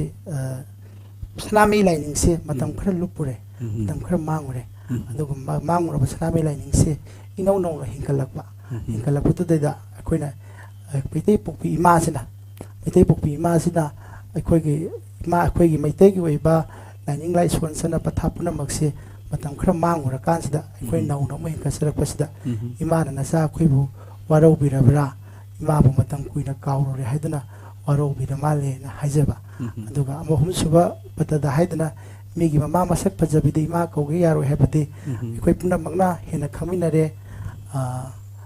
नुंगसु लै पानसु लै हाइजबा तारे आइबु पोकपिरिबा इमासे फनमक लाइरसु फनमक सक थीरगसु आइगिदि इमानि मेगी ममा मसक फजबिदो मदसोइना मतम पुनमकति इमा ओइगे यारो हाइबनि अदनि इसागी लाइनिंग लैना इसागी लोन लैना इसागी आइडेंटिटी लैना मेगी लोन इरोन हाइरगुमसी मेगी लाइनिंग नै अखैगी लाइनिंग हाइरगुमसी इसागी आइडेंटिटी गाना ससजे हाइबगे वाखलोंदा थंबिरम माले ओजासिंगना आइना सिंथोक्सरिसिना आई सिना अरोइबदि नसदे आइना सिना सुम्मे हाइना हाइजबसु नते आइगी खंजबा आइगी लेबेंदा हाइजबनि अदना यामना हंबिरो वाहंगसिदा ननाउना खुमिसना सुम्पेन बियो हाइना अदु मसीगी ओजा मसीगी इसेगी मयेक्सिना करम थौरमदगादि सिजननै मसे तसेंगनमक हाइरकांदा मैतै इसेसिना अहानबा हौदोरप मतम हाइबदि मैतै इसेसे मांगुरबा मतमदा अखैगी लिसिंग अमा समापन निफु मरि स्वाइसदा वांखै थंबाल खोंगदा मैतै मरु हाइबा दुबम खलिं खलखि हाइबा मतम सिदैदा अखैगी कोंजेनबुंगी लाइवैग्रब ओजानाबा चंद्रजी मैतैगी इसे सकपा मोइना मियाम एप्रूव तौबिखि हाइबा ओजासिंग होइना मैतै से टिकटना कजे हौगलपु मतम सिदैदा ओजासिंग लेंबिरंबा सेंपटबिरंबा इसेनि हाइबा इसेसे हौजिक मतमदि तोंगान तोंगानबा थौरम खुदिमक्ता मैतैगी इसे खुदिमक्ता हाइबा इसेसे लोना चनरमेना हाइ लौबा याय अदुगा तसेंगना हाइरगदि हौजिकी ओइनादि लाना थौरमगुम्बा कुमोन फिवैगुम्बदा मपुंग ओइना सिनै अदुगा मसिना सकपा स्वाइबो सकपा याय स्वाइबो सकपा यादे हाइबा अकन होफमदि लैतबरा याम नुंगाइजा अदा मैतै इसेई ओइरो न संकृतल ओइरो अनि मक्से अमतनी हाइबगी वाखलोंदा ओजागी वाखलोन करी फोंतोंग पसे अखोइसे अꯩꯅ ꯉꯥꯡꯕꯁꯤꯗꯩꯗ ꯑꯩꯁꯤ ꯌꯥꯝ ꯑꯈꯪ ꯑꯍꯩ ꯑꯣꯏꯅ ꯉꯥꯡꯖꯕꯁꯤꯗ ꯆꯠꯇꯦ ꯑꯩꯈꯣꯏ ꯂꯝꯗꯝꯁꯤꯗꯩꯗ ꯂꯩꯃꯤꯟꯅꯔꯤꯕ ꯑꯩꯈꯣꯏ ꯄꯨꯝꯅꯃꯛꯁꯦ ꯑꯩꯈꯣꯏ ꯀꯅꯥꯅꯣ ꯍꯥꯏꯔꯒꯗꯤ ꯃꯩꯇꯩꯅꯤ ꯂꯣꯏꯅ ꯍꯥꯏꯗꯣꯏꯅꯤ ꯑꯩꯈꯣꯏ ꯄꯨꯝꯅꯃꯛꯁꯦ ꯃꯩꯇꯩꯅꯤ ꯂꯣꯏꯅꯃꯛ ꯍꯥꯏꯗꯣꯏꯅꯤ ꯑꯗꯨꯅ ꯀꯔꯤ ꯍꯥꯏꯇꯥꯔꯦ ꯍꯤꯟꯗꯨ ꯂꯥꯏꯅꯤꯡ ꯆꯠꯄ ꯍꯥꯏꯕꯗꯤ ꯒꯧꯔꯤꯌꯥ ꯙꯔꯃꯅ ꯆꯠꯂꯤꯕ ꯁꯛꯏꯕ ꯁꯣꯜꯂꯤꯕꯁꯤꯅ ꯁꯪꯀ꯭ꯔꯤꯇꯣꯜ ꯍꯥꯏꯕ ꯃꯩꯇꯩ ꯁꯅꯥꯃꯍꯤ ꯂꯥꯏꯅꯤꯡ ꯆꯠꯄꯁꯤꯅ ꯃꯩꯇꯩ ꯏꯁꯩ ꯍꯥꯏꯕ ꯑꯗꯨ ꯑꯅꯤꯃꯛꯁꯦ ꯃꯥꯒꯤ ꯂꯥꯏꯅꯤꯡꯅꯕꯅꯤ ꯃꯥꯒꯤ ꯊꯧꯔꯝ ꯇꯧꯖꯕꯅꯤ ꯑꯗꯨ ꯃꯁꯤꯗꯩꯗ ꯑꯅꯤꯁꯦ पोकपा सिबा अमदी कोइगी लुहोंबा हाइतारेको अदगिदी कोइगी नाहुप नारेंग हाइबा अमा लई अदुगा मोगी कोइ ओजा हाइगी कनोददी करी हाइबी करी नाहुप नारेंग हाइबसे कोइगी तोंगा तोंगानबा ꯄꯣꯛꯄꯗꯒꯤꯅ ꯁꯤꯕ ꯐꯥꯎꯕꯒꯤ ꯃꯅꯨꯡꯗ ꯂꯩꯔꯤꯕ ꯇꯣꯉꯥꯟ ꯇꯣꯉꯥꯟꯕ ꯊꯧꯔꯝꯁꯤꯡꯁꯦ ꯀꯔꯃ ꯃꯈꯜꯁꯤꯡꯁꯦ ꯃꯃꯤꯡꯁꯤꯡꯁꯦ ꯑꯍꯥꯟꯕꯗ ꯑꯩꯈꯣꯏꯅ ꯑꯣꯖꯥꯗꯒꯤ ꯈꯪꯖꯅꯤꯡꯕꯅꯤꯀꯣ ꯑꯍꯥꯟꯕꯗ ꯑꯩꯈꯣꯏꯅ ꯃꯤꯁꯤꯅ ꯍꯦꯛ ꯄꯣꯛꯄꯗꯒꯤ ꯅꯨꯃꯤꯠ 6ꯅꯤ ꯁꯨꯕꯗ ꯅꯠꯇ꯭ꯔꯒ 5ꯅꯤ ꯁꯨꯕꯗ 5ꯅꯤ ꯏꯄꯥꯟ 6ꯅꯤ ꯏꯄꯥꯟꯂꯅ ꯑꯗꯨꯝ ꯁꯤꯒꯤ ꯆꯌꯦꯠꯅꯕ ꯑꯃꯁꯨ ꯍꯧꯖꯤꯛꯐꯥꯎ ꯂꯩꯕ꯭ꯔꯥꯅ ꯈꯟꯖꯩ ꯑꯗꯣ ꯁꯤꯗ ꯏꯄꯥꯟ ꯁꯣꯟꯕ ꯃꯇꯝꯁꯤꯗ ꯑꯩꯈꯣꯏ ꯄꯨꯡ ꯏꯁꯩ ꯌꯥꯎꯔꯝꯃꯤ ꯑꯗꯒꯤ ꯈꯤꯇꯪ ꯃꯤꯑꯣꯏꯕꯁꯤꯅ ꯆꯥꯎꯈꯠꯂꯕ ꯃꯇꯝꯁꯤꯗ ꯃꯩ ꯏꯔꯥꯠꯄ ꯃꯔꯨ ꯀꯣꯛꯄ ꯍꯥꯏꯇꯥꯔꯦ ꯃꯀꯨ ꯃꯣꯔꯣꯛꯄ ꯖꯩꯒꯒꯤ ꯊꯧꯔꯝꯁꯦ ꯃꯩꯇꯩꯅ ꯃꯩ ꯏꯔꯥꯠꯄ ꯊꯧꯔꯝ ꯍꯥꯏꯔ ꯈꯪꯅꯩ ꯑꯗꯨꯒ ꯈꯤꯇꯪ ꯃꯤꯑꯣꯏꯕꯅ ꯁꯥꯔꯦꯞ ꯀꯥꯡꯗꯣꯡ ꯐꯥꯔꯀꯥꯟꯗ ꯃꯄꯨꯡ ꯃꯔꯩ ꯐꯥꯔꯀꯥꯟꯗ ꯌꯨꯝꯕꯥꯟ ꯄꯨꯟꯁꯤ ꯂꯝꯕꯤꯗ ꯈꯣꯡꯗꯥꯕꯁꯦ ꯃꯁꯤꯅ ꯂꯨꯍꯣꯡꯕ ꯍꯥꯏꯔ ꯈꯪꯅꯩ ꯑꯗꯨꯒ ꯁꯨꯃꯥꯏꯅ ꯄꯣꯛꯄꯗꯒꯤꯅ ꯁꯤꯕ ꯐꯥꯎꯒꯤ ꯃꯅꯨꯡꯗ ꯂꯩꯔꯤꯕ ꯇꯣꯉꯥꯟ ꯇꯣꯉꯥꯟꯕ ꯊꯧꯔꯝꯁꯤꯡꯁꯤꯒꯤ ꯇꯣꯉꯥꯟ ꯇꯣꯉꯥꯟꯕ ꯃꯃꯤꯡ ꯃꯊꯥ ꯂꯣꯏꯅꯃꯛ ꯂꯩꯖꯩ ꯍꯥꯏꯇꯥꯔꯦ ꯑꯗꯨꯒ ꯑꯁꯤꯕꯁꯤꯅ ꯑꯁꯤ ꯊꯧꯔꯝ ꯀꯧꯏ ꯑꯗꯨꯒ 5ꯅꯤ ꯁꯨꯕ ꯅꯨꯃꯤꯠꯇ ꯄꯥꯡꯊꯣꯛꯏꯕ ꯊꯧꯔꯝꯁꯤꯅ 5ꯅꯤ ꯂꯩꯍꯨꯟ ꯀꯧꯏ ꯑꯗꯨꯒ ꯅꯨꯃꯤꯠ 12ꯅꯤ ꯁꯨꯕ ꯅꯨꯃꯤꯠꯇ ꯄꯥꯡꯊꯣꯛꯏꯕ ꯊꯧꯔꯝꯁꯤꯅ ꯂꯥꯟꯅ ꯊꯧꯔꯝ ꯀꯧꯏ ꯑꯗꯨꯒ ꯁꯅꯥꯃꯍꯤ ꯂꯥꯏꯅꯤꯡ ꯆꯠꯄꯁꯤꯡꯁꯤꯒꯤ ꯃꯅꯨꯡꯗꯁꯨ ꯑꯩꯈꯣꯏꯒꯤ ꯑꯄꯣꯛꯄ ꯃꯔꯨꯞ ꯑꯄꯣꯛꯄ ꯐꯨꯔꯨꯞ ꯍꯥꯏꯕ ꯑꯄꯣꯛꯄ ꯂꯥꯏꯅꯤꯡ ꯆꯠꯄ ꯀꯥꯡꯕꯨ ꯍꯥꯏꯕ ꯑꯃ ꯂꯥꯏꯅꯤꯡꯂꯣꯏ ꯀꯥꯡꯕꯨ ꯑꯃꯁꯨ ꯂꯩ ꯃꯈꯣꯏꯒꯤꯁꯨ ꯅꯨꯃꯤꯠ 9ꯅꯤ ꯁꯨꯕ ꯅꯨꯃꯤꯠꯇ ꯂꯥꯟꯅ ꯊꯧꯔꯝ ꯄꯥꯡꯊꯣꯛꯏ ꯑꯗꯨꯒ ꯆꯍꯤ ꯂꯥꯡꯍꯩ ꯑꯃ ꯐꯥꯕ ꯀꯨꯝꯖꯥ ꯀꯨꯝꯑꯣꯜ ꯑꯃ ꯐꯥꯔꯛꯄ ꯃꯇꯝꯗ ꯀꯨꯝꯑꯣꯟ ꯐꯤꯔꯣꯏ ꯄꯥꯡꯊꯣꯛꯏ ꯁꯤ ꯑꯗꯨꯝ ꯆꯞ ꯃꯥꯟꯅꯕ꯭ꯔꯅ ꯈꯟꯖꯩ ꯑꯗꯨꯒ ꯇꯣꯉꯥꯟ ꯇꯣꯉꯥꯟꯕ ꯃꯃꯤꯡ ꯈꯔ ꯑꯗꯨꯝ ꯑꯣꯟꯊꯣꯛ ꯑꯣꯟꯁꯤꯟ ꯇꯧꯕꯒꯤ ꯋꯥꯅꯤ ꯌꯥꯝ ꯅꯨꯡꯉꯥꯏꯖꯩ ꯑꯣꯖꯥ ꯑꯣꯖꯥꯗꯒꯤ ꯑꯣꯖꯥꯒ ꯉꯁꯤ ꯐꯝꯃꯤꯟꯅꯔꯤ ꯁꯤꯗꯩꯗ ꯌꯥꯝꯅꯗꯤ ꯃꯔꯛꯁꯤꯗ ꯀꯣꯜ ꯑꯃ ꯂꯥꯛꯄ ꯃꯥꯜꯂꯦ ꯑꯣꯖꯥ ꯍꯜꯂꯣ ꯍꯜꯂꯣ ꯍꯜꯂꯣ ꯍꯜꯂꯣ ꯁꯩꯗꯤꯟ ꯅꯐꯝꯅꯤ ꯃꯃꯤ ꯇꯤꯚꯤꯒꯤ ꯀꯔꯤ ꯍꯥꯏꯕꯤꯅꯤꯡꯕ ꯍꯥꯏꯕꯤꯌꯨ ꯃꯃꯤ ꯇꯤꯚꯤ ꯁꯩꯗꯤꯟꯒꯤ ꯑꯩꯒꯤ ꯑꯣꯖꯥ ꯃꯩꯇꯩ ꯏꯁꯩꯗ ꯐꯖꯕ ꯑꯝꯇꯪ ꯇꯥꯖꯅꯤꯡꯕ ꯑꯣꯖꯥ ꯍꯜꯂꯣ ꯍꯜꯂꯣ ꯍꯜꯂꯣ ꯍꯜꯂꯣ ꯍꯥꯏꯕꯤꯌꯨ ꯑꯍꯥꯟꯕꯗ ꯃꯤꯡꯒ ꯂꯩꯐꯝꯒ ꯑꯝꯇ ꯇꯥꯛꯄꯤꯌꯨ ꯍꯥꯏꯕꯤꯌꯨ ꯖꯤꯔꯤꯗꯒꯤ ꯂꯥꯔꯤꯃꯝ ꯖꯦꯟꯇ ꯁꯤꯡꯅꯤ ꯑꯣꯖꯥ ꯍꯣꯏ ꯍꯣꯏ ꯑꯗꯨ ꯑꯣꯖꯥ ꯃꯌꯥꯝꯗꯒꯤ ꯃꯩꯇꯩ ꯏꯁꯩꯗ ꯈꯤꯇꯪ ꯐꯖꯕ ꯏꯁꯩ ꯑꯃꯇꯪ ꯇꯥꯖꯅꯤꯡꯕ ꯑꯣꯖꯥ ꯏꯁꯩꯒꯗꯤ ꯀꯔꯝꯕ ꯏꯁꯩꯒꯗꯤ ꯈꯟꯕꯤꯅꯤꯡꯕ ꯑꯩꯈꯣꯏ ꯑꯈꯪꯕꯒ ꯂꯩꯔꯒꯗꯤ ꯀꯔꯝꯕ ꯏꯁꯩ ꯃꯗꯨꯗꯤ ꯊꯣꯏꯗꯣꯛꯅ ꯑꯣꯖꯥ ꯑꯩ ꯈꯪꯕꯗꯤ ꯀꯌꯥꯗꯤ ꯌꯥꯎꯗꯦ ꯑꯩꯅ ꯒꯧꯔꯗ꯭ꯔꯃꯗ ꯑꯣꯏꯔꯨꯕꯅꯤꯅ ꯑꯣꯖꯥ ꯃꯩꯇꯩ ꯏꯁꯩꯁꯤꯗ ꯑꯩꯅ ꯊꯣꯏꯗꯣꯛꯅꯗꯤ ꯃꯃꯤꯡ ꯈꯪꯖꯕꯗꯤ ꯂꯩꯇꯦ ꯑꯗꯨ ꯑꯣꯖꯥ ꯃꯌꯥꯝꯗꯒꯤ ꯄꯨꯟꯕꯗꯒꯤ ꯑꯩꯈꯣꯏꯒꯤ ꯃꯩꯇꯩ ꯏꯁꯩꯗ ꯈꯤꯇꯪ ꯐꯖꯕ ꯑꯣꯖꯥ ꯑꯝꯇꯪ ꯑꯣꯖꯥꯁꯦ ꯍꯧꯖꯤꯛ ꯀꯔꯤ ꯁꯤꯟꯐꯝ ꯍꯣꯠꯅꯕꯤꯔꯤꯒꯦ ꯑꯣꯖꯥ ꯑꯩꯁꯦ ꯑꯗꯨꯝ ꯒꯧꯔꯗ꯭ꯔꯃꯒꯤꯗ ꯑꯗꯨꯝ ꯏꯁꯩ ꯈꯔ ꯈꯔ ꯇꯧꯖꯕ ꯑꯣꯖꯥ ꯌꯥꯝꯅ ꯑꯣꯖꯥꯁꯤꯡꯒ ꯀꯔꯤ ꯀꯔꯤ ꯍꯛꯊꯦꯡꯅꯅ ꯋꯥꯔꯤ ꯁꯥꯟꯅꯕꯒꯤ ꯃꯇꯥꯡ ꯉꯥꯛꯇꯪ ꯂꯧꯕꯤꯅꯤꯡꯕ ꯂꯩꯔꯒꯗꯤ ꯑꯗꯨꯒ ꯑꯩꯈꯣꯏꯒꯤ ꯃꯃꯤ ꯇꯤꯚꯤꯁꯤꯗꯅ ꯀꯔꯤ ꯀꯔꯤ ꯊꯝꯕꯤꯅꯤꯡꯕ ꯇꯦꯟꯁꯤꯜꯂꯛꯄꯅꯤꯅ ꯑꯣꯖꯥ ꯃꯌꯥꯝ ꯁꯥꯟꯅꯕꯒꯤ ꯇꯥꯏꯃꯤꯡꯁꯨ ꯀꯌꯥ ꯐꯪꯒꯗꯕ ꯃꯥꯟꯗꯦ ꯑꯣꯖꯥ ꯑꯗꯨꯝ ꯃꯊꯪꯒꯤꯗ ꯑꯗꯨꯝ ꯗꯥꯛꯇꯔ ꯃꯇꯝꯗꯁꯨ ꯑꯣꯖꯥ ꯃꯌꯥꯝ ꯑꯗꯨꯝ ꯁꯥꯟꯅꯖꯒꯦ ꯑꯣꯖꯥ ꯐꯅꯤ ꯊꯦꯡꯛ ꯌꯨ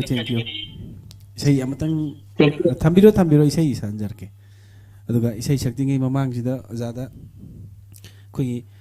ꯑꯅꯤꯃꯛꯁꯦ ꯑꯩꯈꯣꯏꯒꯤ ꯁꯪꯒꯤꯇꯣꯂꯣꯟ ꯃꯩꯇꯩ ꯏꯁꯩꯁꯨ ꯑꯣꯏꯔꯣ ꯑꯅꯤꯃꯛꯁꯦ ꯆꯞ ꯃꯥꯟꯅꯩ ꯍꯥꯏꯕꯒꯤ ꯑꯣꯖꯥꯅ ꯇꯥꯛꯄꯤꯔꯤꯀꯣ ꯁꯤꯁꯤꯒꯤ ꯈꯦꯠꯅꯕ ꯑꯝꯇ ꯂꯩꯇꯦ ꯏꯃꯥ ꯑꯃꯇꯒꯤ ꯃꯆꯥꯅꯤ ꯍꯥꯏꯕꯒꯤ ꯋꯥꯈꯜꯂꯣꯟꯁꯤꯗ ꯀꯔꯤ ꯀꯔꯤ ꯐꯥꯎꯕꯤꯅꯤꯡꯕ ꯋꯥꯈꯜ ꯀꯔꯤ ꯐꯥꯎꯔꯛꯄ ꯑꯗꯨꯒꯤ ꯑꯣꯖꯥꯒꯤ ꯋꯥꯈꯜ ꯀꯔꯤ ꯃꯁꯤꯗꯤ ꯀꯔꯤ ꯍꯥꯏꯇꯥꯔꯦ ꯑꯩꯈꯣꯏ ꯄꯨꯟꯅ ꯑꯃꯠꯇꯅꯤ ꯍꯥꯏꯕꯁꯤꯃ ꯑꯩ ꯊꯝꯖꯒꯦ ꯑꯗꯨꯒ ꯑꯩꯈꯣꯏꯅ ꯍꯧꯖꯤꯛ ꯃꯤꯌꯥꯝꯒꯤ ꯃꯐꯝꯗꯒꯤ ꯀꯔꯤ ꯍꯥꯏꯇꯥꯔꯦ ꯁꯪꯀ꯭ꯔꯤꯇꯟ ꯇꯧꯕꯤꯔꯤꯕ ꯏꯆꯤꯜ ꯏꯅꯥꯎꯁꯤꯡ ꯑꯣꯖꯥ ꯒꯨꯔꯨꯁꯤꯡ ꯑꯃꯁꯨꯡ ꯃꯩꯇꯩ ꯏꯁꯩ ꯇꯧꯕꯤꯔꯤꯕ ꯏꯆꯤꯜ ꯏꯅꯥꯎꯁꯤꯡ ꯑꯣꯖꯥ ꯒꯨꯔꯨꯁꯤꯡ ꯄꯨꯝꯅꯃꯛ ꯑꯃꯠꯇ ꯑꯣꯏꯅ ꯑꯩꯈꯣꯏꯅ ꯃꯤꯌꯥꯝꯗꯒꯤ ꯅꯤꯖꯅꯤꯡꯕꯗꯤ ꯑꯩꯈꯣꯏ ꯏꯌꯥꯝꯕꯅ ꯍꯪꯉꯤꯕ ꯋꯥꯍꯪꯗꯨꯗꯒꯤ ꯈꯤꯇꯪ ꯊꯩꯗꯣꯛꯆꯔꯒ ꯈꯨꯝꯖꯕꯅꯤꯀꯣ ꯑꯩꯈꯣꯏꯒꯤ ꯃꯩꯇꯩ ꯄꯨꯡ ꯏꯁꯩꯒꯤ ꯁꯪꯀ꯭ꯔꯤꯇꯟꯒꯤ ꯄꯨꯡ ꯏꯁꯩꯒꯤ ꯐꯖꯕ ꯑꯃ ꯑꯩꯈꯣꯏ ꯂꯝꯗꯝꯁꯤꯗ ꯂꯩꯕꯤꯔꯝꯃꯤ ꯍꯥꯏꯇꯥꯔꯦ ꯃꯁꯤꯗꯩꯗ ꯑꯩꯈꯣꯏꯅ ꯇꯣꯉꯥꯟ ꯇꯣꯉꯥꯟꯕ ꯁꯪꯀ꯭ꯔꯤꯇꯣꯟꯒꯤ ꯐꯖꯕ ꯄꯂꯥ 6 ꯂꯦꯞꯇꯅ ꯑꯗꯩ ꯄꯨꯡ ꯌꯩꯕ 2 ꯂꯦꯞꯇꯅ ꯁꯪꯀ꯭ꯔꯤꯇꯣꯟꯒꯤ ꯐꯖꯕ ꯄꯨꯡꯒꯤ ꯆꯣꯂꯣꯝꯒꯤ ꯐꯖꯕ ꯇꯨꯍꯥꯔ ꯆꯣꯂꯣꯝꯒꯤ ꯐꯖꯕ ꯄꯨꯡꯂꯣꯟꯒꯤ ꯐꯖꯕ ꯁꯥꯊꯦꯛ ꯁꯥꯅꯣꯡꯒꯤ ꯐꯖꯕ ꯑꯗꯒꯤ ꯄꯥꯡꯊꯣꯛꯏꯕ ꯊꯧꯔꯝꯗꯨꯒꯤ ꯌꯥꯝ ꯃꯒꯨꯟ ꯂꯩꯅ ꯌꯥꯝꯅ ꯄꯥꯡꯊꯣꯛꯑꯝꯕ ꯊꯧꯔꯝꯁꯤꯡꯁꯦ ꯑꯁꯤ ꯍꯧꯖꯤꯛ ꯂꯩꯔꯤꯕ ꯃꯇꯝꯁꯤꯗꯩꯗ ꯍꯥꯏꯇꯥꯔꯦ ꯁꯨꯃꯥꯏꯅ ꯇꯧꯗꯅ ꯃꯩꯇꯩꯒꯤꯁꯨ ꯄꯨꯡ ꯏꯁꯩꯒꯤ ꯐꯖꯕ ꯂꯦꯞꯁꯛ ꯁꯛꯄꯒꯤ ꯐꯖꯕ ꯄꯂꯥꯒꯤ ꯐꯖꯕ ꯆꯞ ꯃꯥꯟꯅꯕ ꯑꯗꯨꯃꯛ ꯂꯩꯕꯤꯔꯝꯃꯤ ꯑꯗꯣ ꯍꯧꯖꯤꯛꯇꯤ ꯑꯣꯖꯥ ꯃꯃꯥꯡꯉꯩꯗ ꯂꯩꯔꯝꯕꯗꯣ ꯍꯧꯖꯤꯛꯇꯤ ꯀꯣꯂꯔ ꯑꯃ ꯂꯥꯛꯄ ꯃꯥꯜꯂꯦ ꯑꯣꯖꯥ ꯑꯝꯇꯪ ꯄꯥꯏꯒꯠꯆꯒꯦ ꯍꯜꯂꯣ ꯍꯥꯏꯕꯤꯌꯨ ꯂꯥꯁ ꯀꯣꯂꯔꯅꯤ ꯍꯥꯏꯕꯤꯌꯨ ꯃꯤꯡ ꯂꯩꯐꯝ ꯑꯝꯇ ꯍꯥꯏꯕꯤꯌꯨ ꯁꯩꯗꯤꯟ ꯅꯐꯝꯁꯤꯗ ꯐꯅꯤ ꯐꯅꯤ ꯍꯥꯏꯕꯤꯌꯨ ꯀꯔꯤ ꯁꯩꯗꯤꯟ ꯃꯐꯝꯗ ꯀꯔꯤ ꯀꯔꯤ ꯊꯝꯕꯤꯅꯤꯡꯕ ꯀꯔꯤ ꯀꯔꯤ ꯍꯥꯏꯕꯤꯅꯤꯡꯕ ꯍꯥꯏꯕꯤꯌꯨ ꯑꯩ ꯑꯣꯖꯥ ꯃꯍꯦꯁꯄꯨꯔꯕꯨ ꯑꯍꯥꯟꯕꯗ ꯈꯨꯔꯨꯝꯖꯔꯤ ꯑꯗꯨꯒ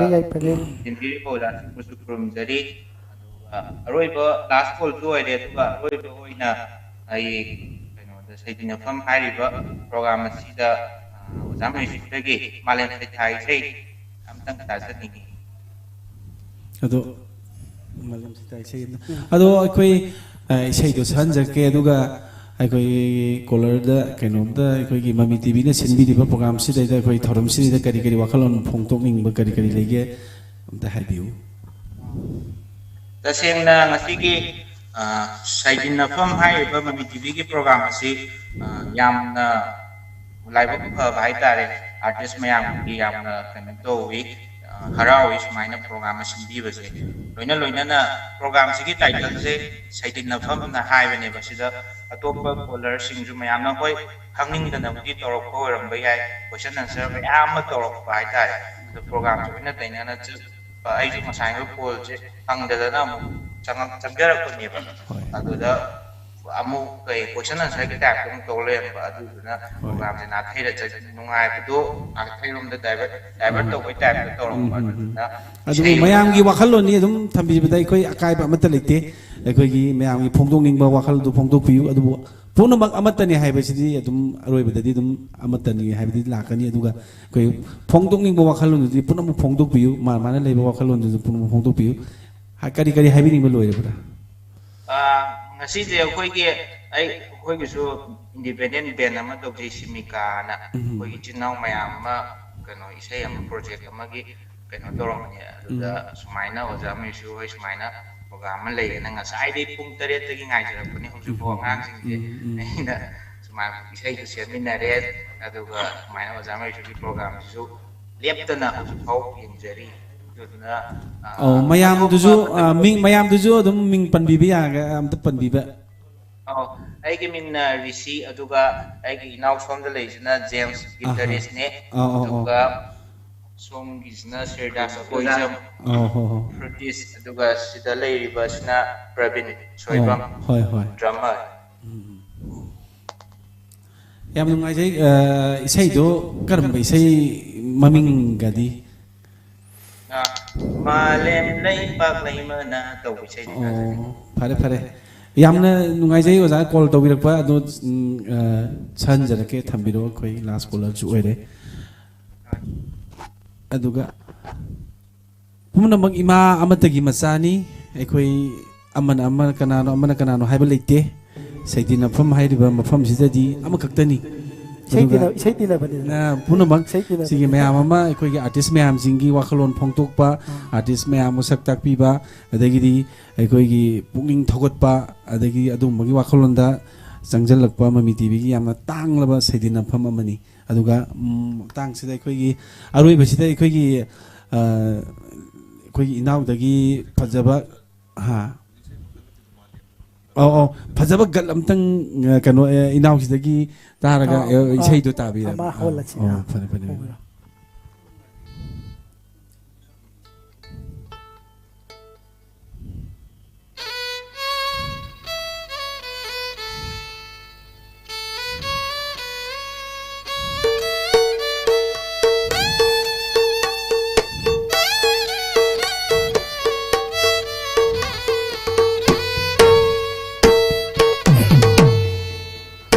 Malim lấy bạc lấy mơ nào hãy cô lấy cô lùi đi xin ngủ lại những thông na khôi vô ôi tu na ngang na sa đi Malim lấy bạc lấy mơ nào Malim lấy bạc lấy mơ nào hãy cô lấy cô lùi đi khôi lại những thông na khôi vô tu na ngang na sa đi Malim lấy bạc lấy mơ nào Malim lấy bạc lấy mơ nào lấy bạc lấy mơ nào Malim lấy bạc lấy mơ nào hãy cô lấy cô lùi đi siêng ngô lai những thâu na hay cô lấy cô lùi đi khôi lai những thâu na khôi vui tu na ngang ha ngang ha ngang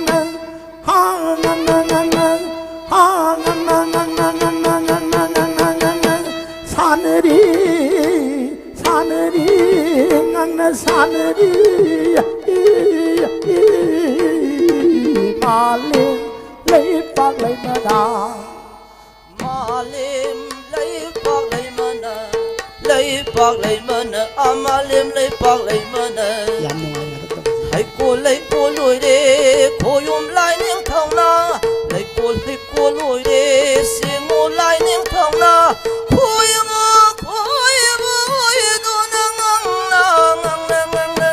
산으리 mà liêm lấy bạc lấy mà nà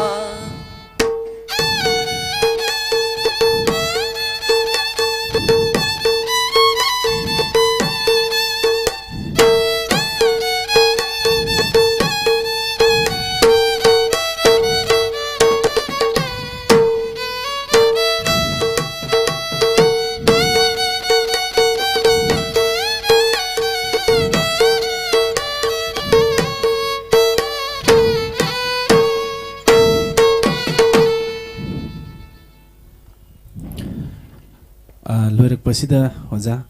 koigi aroibagi isai loisanbagi isai mate amtang yari ma'am पुनः लोइसामिनरसि अदे अतै आमा पामजदे अतै आमा पामजदे हांगलो थंबाल पंजबनतना तै आमा पामजदे हांगलो थंबाल पंजबनतना तै आमा पामजदे मपुंग langol nanay uibal binabiu ngaglo thambal panjabana ate ama pamjadi mapung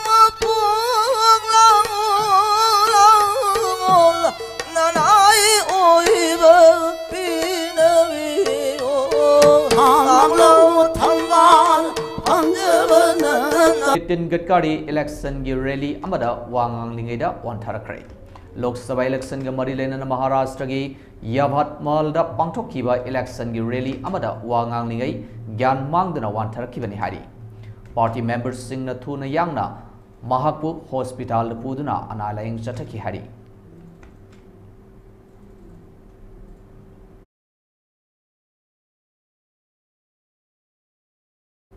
Furup Kayagi Lifeline Oriba National Highway number 2 gi Supermana Kaugroup Laikada Ngarang Ahing Bom Pokai Handuna Yekai Tugai Pi Kibagi Tawong Adu terrorist ki Tawong ni Haina Fongdok Pagaloinana Kokomina Tawong Adu condemn Tawi Hadi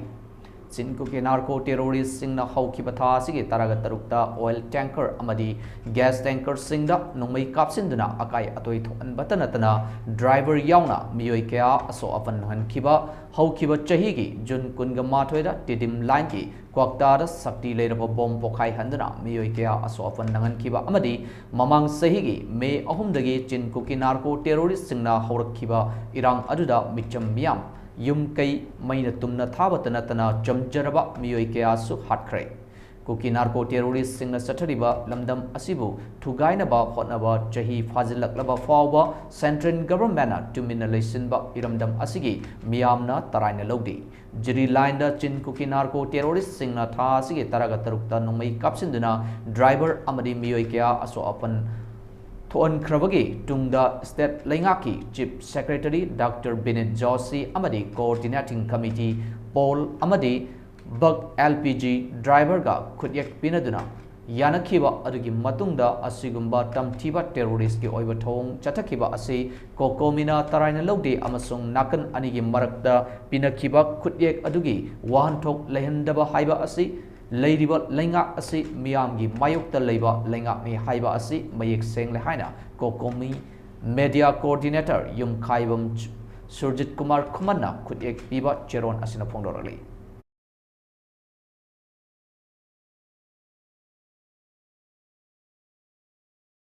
Kejriwal megi taret forward judicial custody lauthakre sugar level 200 helak padagi insulin kapre Delhi ki Chief Minister Oriba Arvind Kejriwal liquor scam policy ga mari lainaba case amagi damakta enforcement directorate na faduna proceeding chattaraba matungda judicial custody da thamlakraba matung ngasi Delhi ki court amana mahaki judicial custody asi megi taret forward sangdok le haina order thokre haidi CBI amadi ED ki case Padiba Special Judge Kaveri Baweja Kejriwal ki judicial custody ki matam video conference ki khothangda sangdokhibani Kejriwal khaktanatana BRS ki luchingba kekbitsu megi taret forward judicial custody lauthanaba khangan khre hari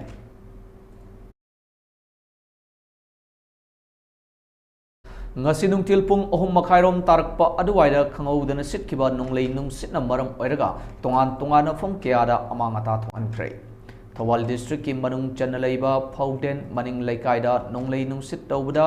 yumgi phoklang amadi get na chingba khara amang ata thokre amadi Imphalis ki Yaripok maikaidasu nong nungsina yum kaya humdokpa uwa electric pole na chingba kaya humdoktuna amang ata thoankhre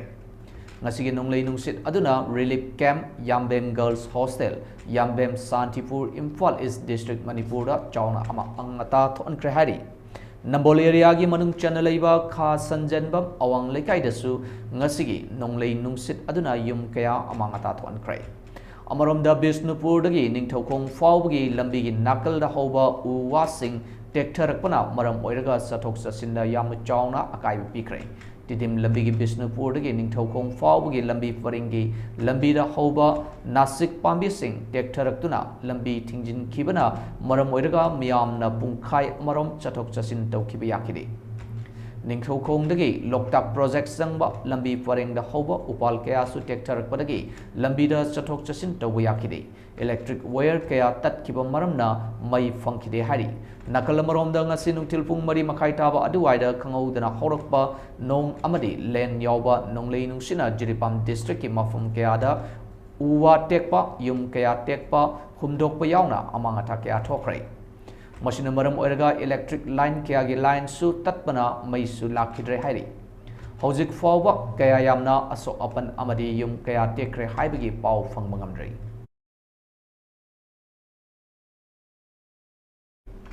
Council of Higher Secondary Education Manipur na Council ki makhada laiba Higher Secondary School amadi college singi principal amadi head of the institution singna tha sigi kungatret ki numidang wairam pung manga fawgi manungda examination controller da digital artifact amasung hard copies pisilaba matungda council ki website http://cosem.nic.in da higher secondary examination listing ni kunga marigi practical marks upload taunanaba khangalali higher secondary